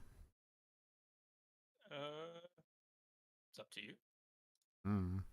90 functioning airplanes, and they are more like, hey, we're fighting 1937 under the to fight back. And the Chinese government was so happy with the leadership that they were getting under Claire Chennault that they actually ended up buying him a $50,000 Curtiss Warhawk plane so that he could observe the battle and conduct reconnaissance. Definitely not go up on missions and rack up 30 fucking kills because he was a civilian contractor at the time, allegedly. He's absolutely right. Now, to be perfectly clear and intellectually honest, I'm not saying that he did rack up 30 aerial kills. I'm not saying that I can prove that. Not saying anyone ever has. I'm just saying a lot of people seem to think that he did, and he would never really admit one way or the other. But what we do know for sure is that after the successful dive bombing on the Ismo, Claire was like, huh, you know, if it works on boats, I bet it'll work on planes too. And that became the strategy. We're going to dive on the bombers and shoot them down as we fly past them. Now, the problem was that the Chinese planes weren't fast enough to be able to scramble, get up in the air, get at a higher altitude than the bombers to be able to sneak up on them in time. So Claire had to come up with another way of knowing when the Japanese were coming. So he had to have the Chinese go and set up observation posts all over China where these popular Japanese bombing routes were, and they were going to radio back and be like, hey, the planes are coming, here's the route they're taking, at which point he would be able to scramble the Chinese Air Force, get them up in the air and at a higher altitude than the bombers so they could sneak up and dive and shoot them as they flew past. Claire referred to this as the bamboo radar, and it worked pretty decently well. It would work a lot better if he had better planes and better pilots, but he's doing the best he can with what he has. And he continues to do that for the next 2 years, 1937, 1938, 1939. Claire is there helping the Chinese Air Force fight the Japanese. But eventually, the Japanese are just too much, and they completely Hang on. Bamboo radar. Isn't that like Waze, but for like Japanese airplanes? Oh, there's a cop. Oh, there's a Japanese airplane. Time to shoot that in.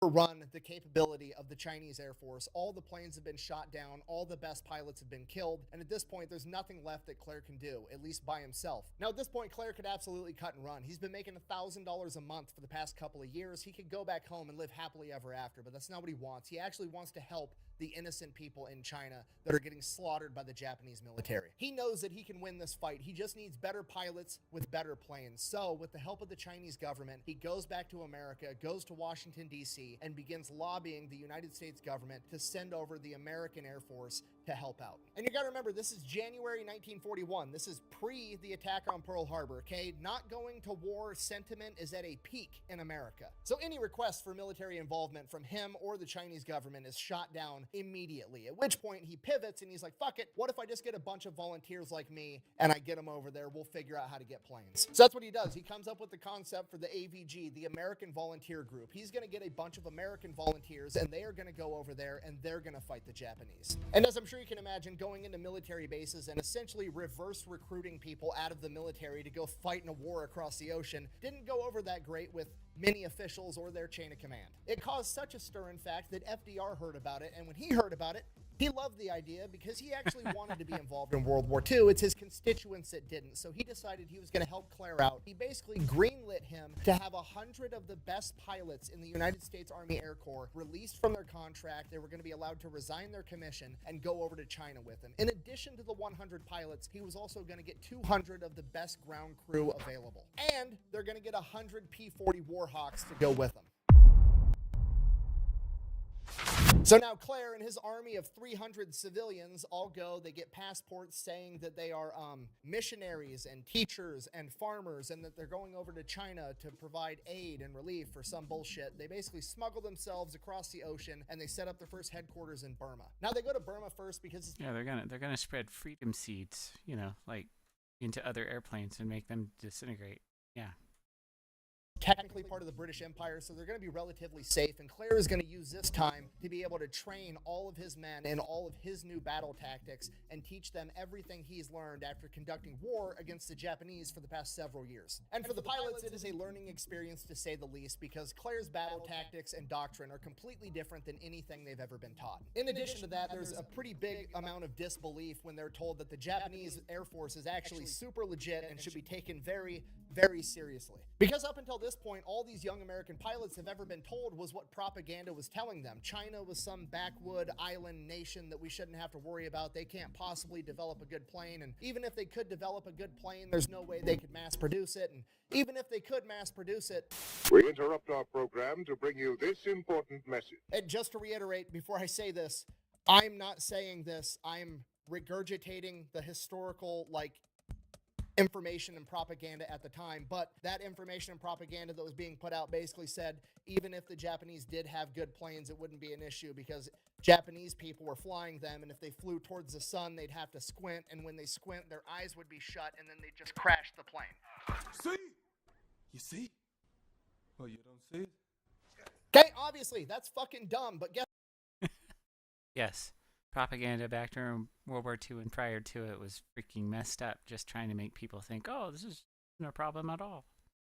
what? If you get told stupid shit your entire life, you're probably going to end up believing some stupid shit, and that's what's going on here. And it gets even worse because not only are the members of the AVG basically sleeping on the Japanese, they've also been taught just a bunch of horrible battle tactics. Okay, you gotta remember, this is pre-America joining World War II, meaning that a lot of the combat pilots have all been trained by pilots from World War I. Who were the pilots from World War I? They were the boat-rowing Ivy League college kids that were going up in the sky in their plane to have a gentlemanly duel against one another. Okay, the Japanese aren't playing that shit, and they can't either if they expect to win, and Claire has to beat that into these kids' heads. So much so that he actually goes ahead and he just outlaws dogfighting altogether. The AVG will not engage in dogfights. As great as the P-40 is, they don't have much of an edge against the Japanese fighter planes, right? They are slower, they are heavier, they are less agile. The only real advantage they have is that they have more guns. Now, I'm paraphrasing here, but basically Claire Chenault walks into the classroom and is like, looky here, kids, the P-40's got more guns. That's really all we've got going for us. So we're going to turn weight into an advantage, okay? We're going to fly up really high, sneak up on them, use our weight to fall really fast, and shoot the enemy on the way down, okay? You ever heard of a drive-by? This is a flyby.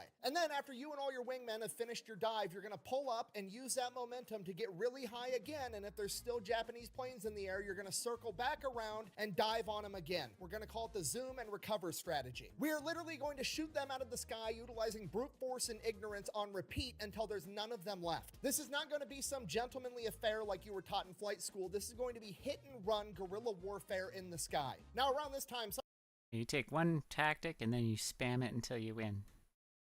Like, I don't know, hitting a certain key combination in a fighting game. some of the pilots just flat out quit. Just about to Some say of them that. don't have what it takes, but the vast majority all immediately get on the same page, and that is partially because they trust Claire Chenault because he's been there, he's done that, and they're going to listen to him. But it's also because Claire Chenault treats these guys absolutely awesome. In the AVG, there is no rank. You don't have to wear your uniform. You don't have to salute. You can pretty much do whatever you want as long as you're giving Claire the results that he needs. According to legend, one of the more well-known AVG pilots, Tex, actually enjoyed going up in the sky in nothing but his cowboy boots and underwear, and Claire didn't give a shit one way or the other because the man got results. It's also around this point in time that they all decided to get a custom paint job of the shark tooth design on all of the P-40s so that they were matching. Now, to be fair, did they come up with that design? No, they stole it from some Australian unit, but they're about to become the most famous and the most well-known for having it, okay? America does it better. I'm sorry, I can't help it. Also, I'm not actually sorry. So, the AVG is about to finish all their training, and they are about to start conducting combat operations, and then, on December 7th, 1941, the Japanese attack Pearl Harbor. The AVG finds out, Claire Chenault tells his men, you're no longer just fighting for China, now you're fighting for America. And December 8th, the entire AVG moves into Kunming, China. While flying in, one of the pilots has a malfunction with his P-40, ends up crash landing. He gets captured by the Chinese locals, and they almost kill him because up until this point, any crash landing plane was a Japanese person that was attacking them. He is damn near killed, but luckily they were able to recover him in time, and from that point on, it became standard practice for every member of the AVG to have a big piece of parchment stitched on the back of their flight jacket known as a blood chit, and in Chinese, it read, "This foreigner has come to China to help in the war effort. Soldiers and civilians, one and all, should rescue and protect him." Once they arrive in Kunming, all the members of the They call it a blood shit? AVG are quite literally embarrassed at the hospitality they receive from the Chinese. They are treated better by the Chinese than they have been treated by their own government. At this point in time, these people have basically nothing, and despite that, they are treating every single member of the AVG like they are a king. They have an entire detail making the AVG as much incredible food as they can possibly eat. They're doing their laundry. Every member of the AVG has their own personal bedroom. They build them a baseball field and gun range because even back then, that's just what America's into. And then on December 20th, the Bamboo radar detects 10 Japanese bombers headed straight towards Kunming. Okay, this is it. This is what they've been training for. This is what they volunteered to come out here and do. On top of that, this is revenge for Pearl Harbor. They are going to be some of the first Americans to go toe-to-toe with the Japanese. This is Claire Chenault's chance to prove that modern fighter planes with skilled pilots can absolutely go toe-to-toe and win against modern bombers. He sends up 24 P-40s to intercept the Japanese bombers, and everything goes absolutely textbook perfect. They ambush them from above, shooting down 6 bombers immediately, heavily damaging 3 more, and only allowing 1 to escape. And only 1 American P-40 was slightly damaged in return. This is an enormous victory, and the first victory that the people of China have seen in a very long time. By the time the AVG members land, they are already national heroes. The Japanese, however, are absolutely pissed. They sent in 10 bombers with no fighter escort because they didn't think the Chinese had any capability of defending themselves. The AVG is showing up and interrupting them slaughtering innocent civilians, and they're not going to stand for it. They are immediately going to hit back twice as hard, and this time, they're going to come ready. 3 days later, on December 23rd, 1941, the Japanese send 40 bombers and 20 fighter escorts to attack. The AVG goes up, shoots down 12 of them, and loses 2 in return. Infuriated and embarrassed again, the Japanese attack 2 days later on Christmas with over 100 Japanese planes. The AVG was only able to scramble 12 planes in time. Despite that, they managed to shoot down 25 enemy aircraft. Unfortunately, 2 American P-40s were shot down, but both pilots were able to successfully crash land, and both of them survived. In the span of 5 days, the AVG has managed to shoot down approximately a third of the Japanese Air Force in that area. By this point, word of them has spread all throughout China, and they're beginning to call them the Feihu, or the Flying Tigers. From there, word quickly travels back to America, and they are one of the few good pieces of news that the American people are able to point to in the days after Pearl Harbor. Now, when you take all these things into consideration, I was always confused. They called them the Flying Tigers, but it was shark teeth on the airplane, so it would have made more sense if it was a tiger's mouth. like the fact that they're national heroes, the fact that Claire Chenault doesn't really have a whole lot of rules as long as you're being combat effective, Whenever they're not up in the sky kicking ass, shit gets rowdy down on the ground. They're getting drunk, partying with all the locals. Apparently, they learned how to ride water buffaloes. Allegedly, they had a pet leopard. One night, they got drunk and shot all the chandeliers out of their favorite bar. Just complete chaos. But hey, they're getting results. Claire Chenault doesn't care, and the people of China absolutely fucking love these guys. Now, because every time Japan sends over a bunch of planes, the Flying Tigers go up and shoot down a shit ton of them. They kind of slow down the whole bombing innocent civilians for fun thing. Apparently, it's not fun to bully people when you get bullied back. Who'da thunk? Now, despite the fact that the Flying Tigers are outrageously successful and they lose very few planes and very few men in proportion, when you only have 100 planes and 100 men to begin with, it starts to add up pretty quick. By February of 1942, the Flying Tigers only have about 30 operational planes altogether. Some planes were lost completely, some planes were partially damaged and they can't get parts to repair them, as well as just general overall flight use and not being able to maintain them properly. And by this point, Japan has captured every Chinese port, and the only way to get supplies in and out of China is through the Burma Road. It is a 700-mile road through the mountains, and it is probably the most important road in the planet at this point in time, and it is now Claire Chenault's one and only goal to defend it. And because Chenault is a tactical genius, he realizes that the best way to play defense is to play offense. He knows that right now he is incredibly weak, and he has to make his enemies believe the exact opposite. He needs to appear as strong as possible. So in March of 1942, he orders the Flying Tigers to fly into Thailand and attack Japanese airfields, and it is outrageously successful. They do this repeatedly throughout March, destroying a ton of Japanese planes, absolutely infuriating them. So naturally, the Japanese decide they're going to retaliate. They start launching raids on Chinese airfields with all the American P-40s on it, and they destroy a ton of P-40s, or at least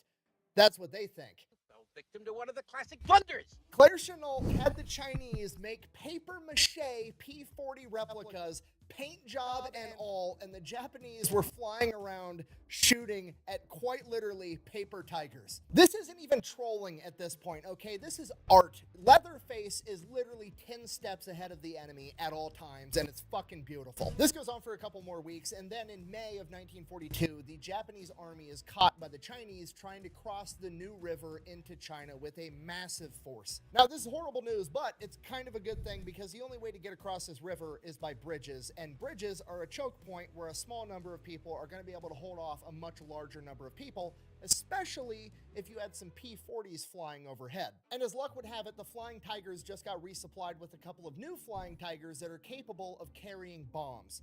But the problem is they don't have the logistical support and they can't get any bombs. And we all know the saying, necessity is the mother of invention, right? So the Flying Tigers, I presume, just start showing up to Chinese general stores and are like, hey, I need the biggest vessel that holds liquid that you have, a bunch of gasoline, and some of your fastest nails. Now, we're on YouTube and not Pepperbox. I have to be very careful of what I say. I can't just come out and say they were making... But you're catching my drift. They got creative and manufactured their own equipment. You said bomb. What's wrong with saying bomb? You didn't say bomb. Bomb, bomb, bomb, bomb, bomb, bomb, bomb, bomb, bomb, bomb, bomb, bomb, bomb. You gonna arrest me? So that alone is absolutely terrifying. But you know what's even scarier is Claire Chenault, the tactical genius, is the one running the show here. And you know what's more effective than just bombing the enemy? If you flew over the river, past the enemy that's pinned up against the river, and just bombed all the supplies trying to get to him. So now the entire Japanese army is just stuck up against this river with no supplies for like a month. The Flying Tigers almost single-handedly halt the Japanese army. Literally hundreds of thousands of men just fucking stuck there and starving. What do I do? Help! We'll be stuck here forever. Now, by this point, like mid-1942, the American military is really starting to get into gear, and they're actually starting to get forces out into this area, and a lot of the high-ranking military officials do not like the fact that Claire Chenault and the Flying Tigers are by far and away the most effective aerial combat unit in the United States military at this point. They have the most aces. They literally have 25 aces, and they only started off with 99 pilots. They have over a 20-to-1 loss ratio against the enemy, and by far and away the most experienced combat pilots in the world at this point in time. So there's this huge push within the military to basically absorb the Flying Tigers back into the military, and against Claire Chenault's requests and the requests of the Flying Tigers themselves, it gets pushed through, and it's gonna happen. On July 4th, 1942, the Flying Tigers are to be no more. But then the bamboo radar goes off one last time, And for the last time ever, 4 flying tigers in their P-40s take to the sky, intercept 12 Japanese bombers, shooting down 6 of them without losing a single man. And when they land, the flying tigers are officially decommissioned. After 7 months in combat, 23 of the 99 flying tigers would die in the line of duty. 4 of them in aerial combat and the rest to ground fire and training accidents. But they took with them 299 Japanese aircraft. Claire Chenault is to re-enter the United States military at the rank of colonel, and the rest of the tigers are presented 2 options. They can return back to their previous unit, or they can stay and assist Claire with transitioning the new force over. All of the flying tigers are absolutely furious. Claire Chenault doesn't want this to happen. None of the tigers want this to happen. They had an absolutely incredible team, and they wanted to keep it together as long as possible. Because of that, many of them choose to leave immediately and return back home to their original unit. Luckily, a couple of the flying tigers do stay and help Chenault with this transition, and it is a very rough transition because the new man in charge is Joseph Stilwell, aka Vinegar Joe, one of the most controversial and disliked generals in American history. I mean, the audacity for this dude to show up in theater and just be like, wow, you've accomplished all of this with only 300 men. You know what I should do? Think that you did everything wrong and not take your fucking advice, which is pretty much exactly what happens. So Claire Chenault basically fucking hate each other the entire time. Despite that, Claire Chenault ends up getting promoted to the rank of general, and he is put in charge of the 14th Air Force, and he remains in China until the Japanese surrender and World War II comes to a close. From there, he goes back home, he retires, he advocates in DC very heavily that the American government should support the current Chinese government because he absolutely hates communists, which, I'm gonna be honest with you, just when I thought I couldn't have a bigger man crush on a guy, he goes and pulls that card, but here we are. And at this point, to pretty much nobody's surprise, it falls on deaf ears entirely. Nobody listens, nobody cares to what Claire Chenault thinks or says, and he just retires and gets to live happily ever after for a little bit, and then ends up passing away from cancer at the age of 67. And that is the story of the Flying Tigers, America's guerrilla air force, one of the most effective fighting units of all time, and their leader, Claire Leatherface Chenault, one of the most underrated and underappreciated tactical geniuses in American history. But I hope this video helps with that at least a little bit. Thank you for watching. The best way to support the channel is go buy some merch over at thefatelectrician.com. Quack bang, out. Yeah, Fat Electrician's always got great videos. I can't believe Claire Chenault got screwed over that bad. I hate politics when they interfere with military effectiveness.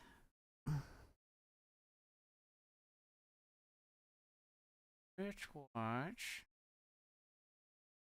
this one.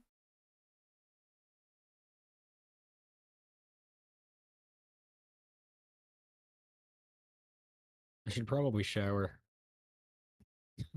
Yeah, I mean, showering's good. I still smell like a restaurant, I'm sure, so. Yeah. Watch this video and then probably not. Flak bloomed around him. Tracers lanced past like electric needles. Captain Robin Olds didn't flinch. He was already lining up his next target. Scat-2, his silver P-38 Lightning, screamed across the sky, twin engines snarling as it tore through Messerschmitts. Then, he saw movement below. A little Mustang, twisting hard, 2 BF-109s welded to its tail. No time to think. Olds flipped Scat-2 over and dropped a sword through the clouds. Engines howled, guns ready. But his controls were not working. Compressibility. He read about it. Few lived to explain it.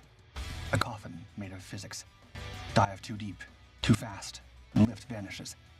The plane becomes a projectile. You're no longer flying, you're falling at nearly supersonic speeds. Olds was trapped in it now.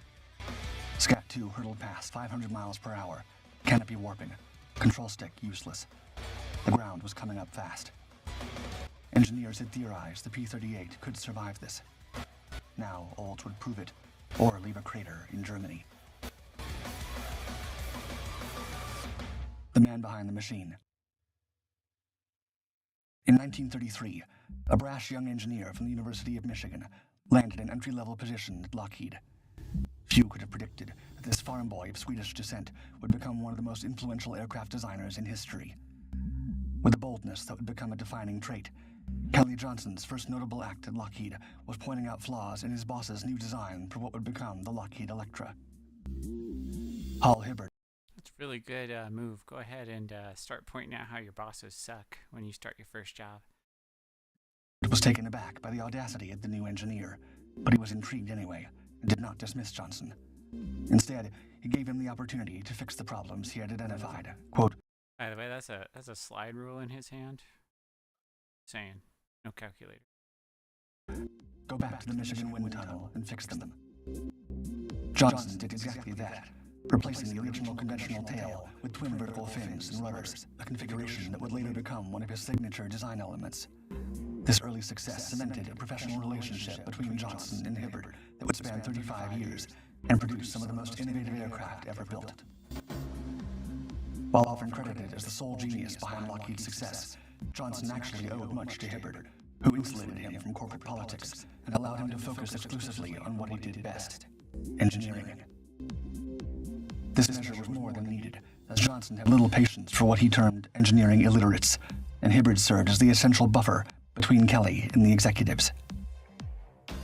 By 1937, it became clear the world was heading toward an unavoidable conflict. The U.S. Army Air Corps recognized the need for a new type of aircraft, a twin-engined, high-altitude interceptor, capable of speeds and altitudes previously unattainable.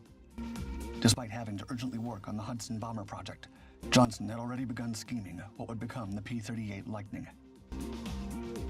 The design process was a radical shift in aircraft development. Johnson and Hibbert explored various configurations, but the twin-boom layout with a central nacelle offered clear advantages. This unusual arrangement provided space for turbocharger plumbing in the booms, concentrated firepower in the nose without the need to synchronize guns with propellers, and created a stable platform for the pilot. What made the P-38 truly revolutionary, however, went beyond its distinctive silhouette. Johnson incorporated Fowler flaps, a relatively new innovation that increased wing area during takeoff and landing. He insisted on flush riveting and precisely butted skin.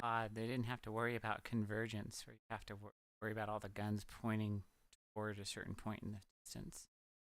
So when you're in a dogfight, very easy to get bullets. Of an inch to make sure the outside was completely smooth. These small touches showed just how focused Johnson was on keeping the plane as aerodynamically clean as possible. Unlike many contemporary aircraft with fabric-covered control surfaces, the P-38 featured precisely clean and powerful that it became the first American aircraft to encounter compressibility effects.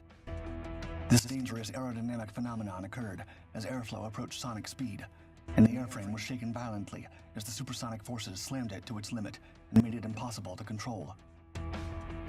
In power-on dives, a P-38 could achieve such velocity that supersonic shockwaves would form over the wings, causing the aircraft to pitch downward into an unrecoverable dive.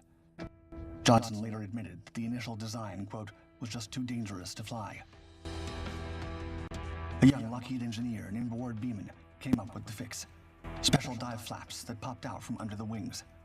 These flaps didn't just slow the plane down, they changed how the wings lifted, stopping the dangerous nosedive. His idea ended up saving countless pilots. While the Allison engines powering the P-38 nearly doubled in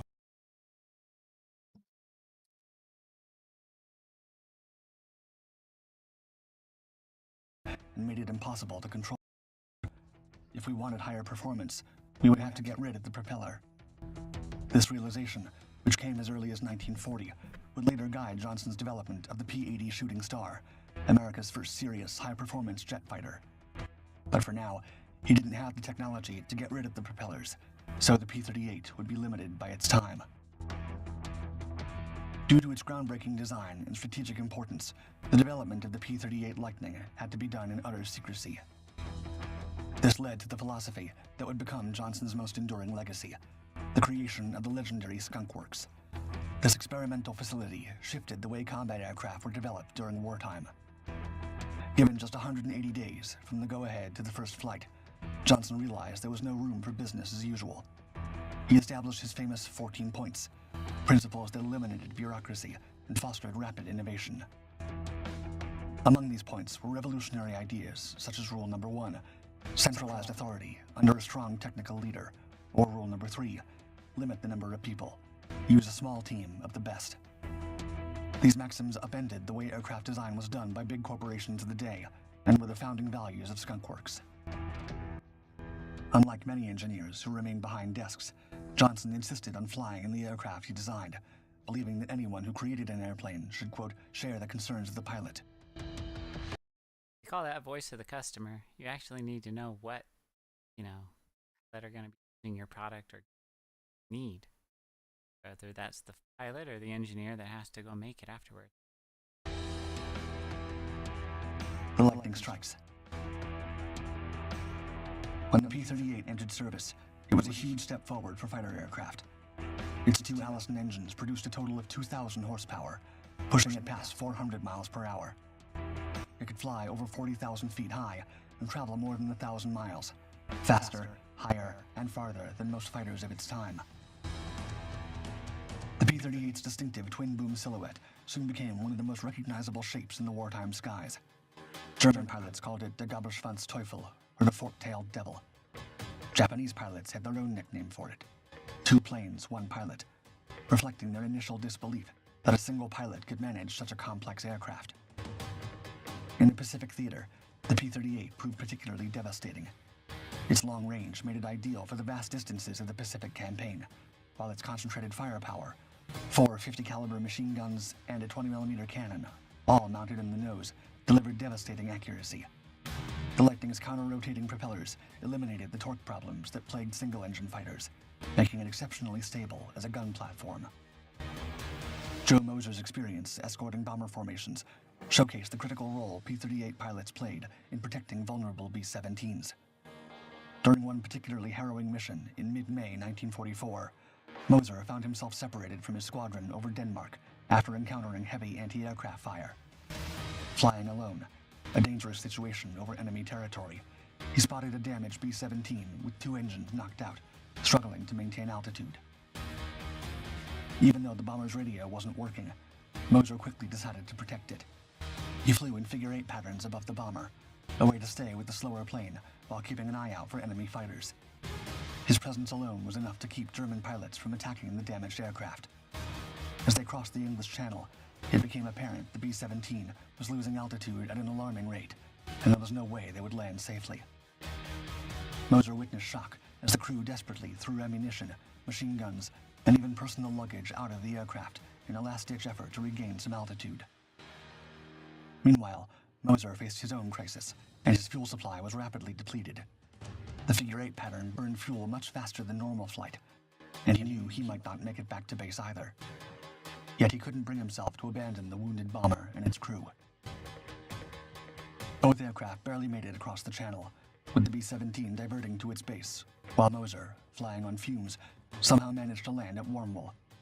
The P-38 had not only proved to be a German fighter repellent, but also an extremely efficient machine. Falling like a dart. On August 23, 1944, during an escort mission over Wismar, Captain Robin Olds led his P-38 flight across a formation of 40 to 50 German Bf-109s.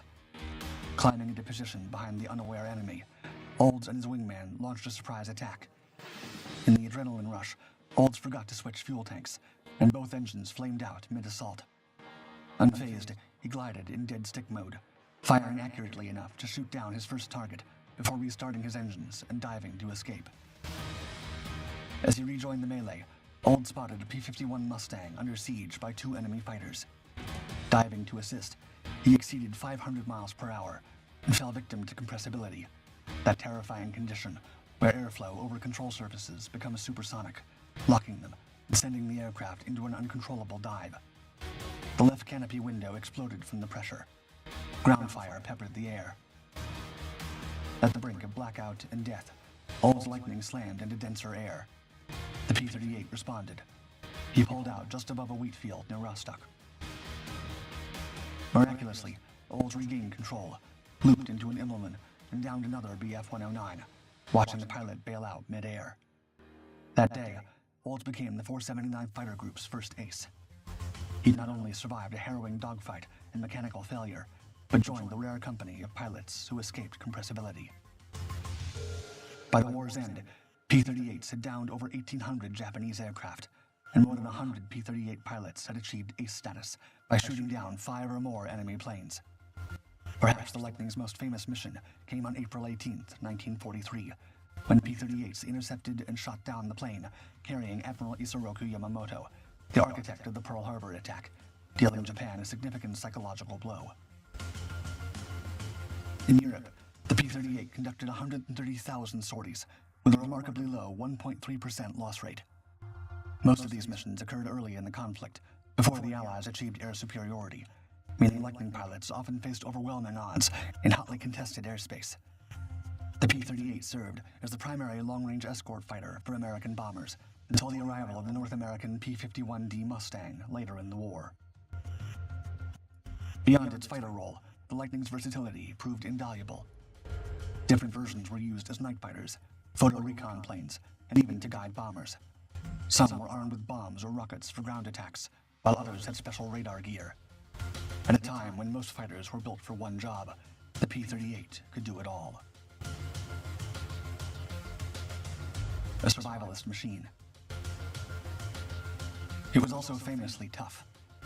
Pilots came to trust its durability, and P.J. Dahl, who finished the war with 9 confirmed victories and 1 probable, lived through a string of close calls that showed just how rugged the plane really was. On November 19, 1943, during a mission over Lae, New Guinea, he faced disaster after dropping his external fuel tanks. Quote, "In my inexperience, I punched off my belly tanks all right, but I forgot to select internal fuel. Of course, both engines stopped immediately, and it got very quiet in the cockpit. I immediately realized what I had done and flipped a couple of switches, and the engines roared back to life. But by that time, I'd lost everybody in the cumulus clouds." Finding himself alone, Dahl spotted Japanese bombers, but also, quote, "I looked out, and here was a Japanese Zero, and he was about ready to have me for lunch. So I threw that starboard engine up, and he just poured his 30 cals into that engine, rather than into my cockpit. The engine took all the hits, and immediately all the coolant started pouring out of it. I still had some power, so man, I firewalled everything, dove for the deck, and went screaming for home." Remarkably, Dahl managed to land his flaming, smoking P-38 on just one engine. On February 29, 1944, See you online, Hinge. bad weather forced Dahl's squadron to abandon their mission near Cape Gloucester. During a landing attempt in deteriorating conditions, Dahl's P-38 nearly collided with a B-24, taking off in the opposite direction. Quote, "I looked up just as I touched down on the runway, and they'd given the green light to a B-24 on the other end of the runway, and he was taking off in the opposite direction. I couldn't do much. It was a pure steel plank runway, and there was water all over it. I tried to tap the brakes on the right wheel, but it didn't do any good, so I gunned the left engine just before we hit, and I went under him 1 to 2 inches. The Lockheed spun around and careened backward down the runway at 70 to 80 knots before plunging into a water-filled gully and washing out to sea. Dahl somehow walked away unscathed. In the most extreme situations and suffering the most devastating damage, the P-38 did a remarkable job of protecting the lives of its pilots and remaining a reliable and efficient machine. And when not taking a beating, the Lightning was a powerful and devastating fighter, capable of standing toe-to-toe with any of the most iconic warbirds of World War II. May 1944 saw an intensification of Allied air operations as D-Day approached, with targets being hit from the air virtually every hour that weather permitted. The P-38 became the backbone of U.S. escort operations. On May 19th, nearly 500 B-17s struck Berlin through heavy cloud cover, downing 71 enemy aircraft over Germany and the Baltic Sea. 2 days later, Operation Chattanooga Choo-Choo began targeting German rail lines, destroying 91 locomotives, but at the cost of the highest fighter losses to date. Operation Chattanooga Choo-Choo. I got a feeling that if the Germans were looking for that name in intelligence, I'm pretty sure the word choo-choo would give away that it was about... Just thinking. 27 P-38s, P-47s, and P-51 shot down. By month's end, the Allied air offensive reached an unprecedented scale, with 1,341 bombers striking oil and rail targets in Germany on May 28th, protected by 1,224 fighter escort sorties. Through it all, Kelly Johnson's revolutionary design provided the reach, speed, and firepower needed to keep America's bombers safe and bring the fight deep into enemy territory. Legacy of Innovation. While the P-38 would eventually be overshadowed by the powerhouse that was the P-51 Mustang, its contribution to the Allied victory was immense. More than 10,000 Lightnings were produced, and the aircraft served in every theater of operations during World War II. Its innovative design influenced generations of aircraft that followed. More significantly, the P-38 program laid the groundwork for practices and principles that would shape U.S. aerospace engineering for years to come. Johnson's focus on powerful, efficient aerodynamics, his hands-on problem-solving, and his readiness to defy traditional thinking raised the bar across the industry. When he retired from Lockheed in 1975 at age 65, Johnson left behind a legacy of innovation that few engineers have rivaled. He wasn't afraid to try bold, unconventional designs, paid close attention to aerodynamic detail, and solved problems with practical, hands-on thinking. The P-38 Lightning was the clearest expression of his vision and style, built during a time when the world needed it most. Its distinctive silhouette, cutting through the wartime skies above Europe and the Pacific, became a symbol of American industrial might and engineering ingenuity at a time when both were desperately needed. In a career spanning more than 4 decades, Kelly Johnson developed some 16 major aircraft types. Any one of them would have secured a place in aviation history for a lesser designer. A heck of an airplane. Johnson's personal philosophy was summarized by his motto, quote, "Be quick, be quiet, and be on time." And these words perfectly encapsulate the legacy of the P-38. It was quick. Its development and technology were kept quiet, and it was on time, arriving at a critical juncture when Allied air power needed every advantage it could get. It was the right aircraft, with the right capabilities, at exactly the right time. Dark skies, always good videos. This goes what show you what can happen when you get the bureaucracy out of the way and get the engineers working on the important stuff. Oh, Kelly Johnson. Anyways, heading in stream. I'm so back. You're so back? Yeah. You're so gone though. You're leaving. Well, been streaming for a little while now. But just want to make sure that we ended with that video. Pretty cool. Basically, I'm going to start doing this during the week. I get home from work. Get home, I'll watch videos like this for about an hour, and then end for the evening. That'll be something to do, huh? Oh yeah.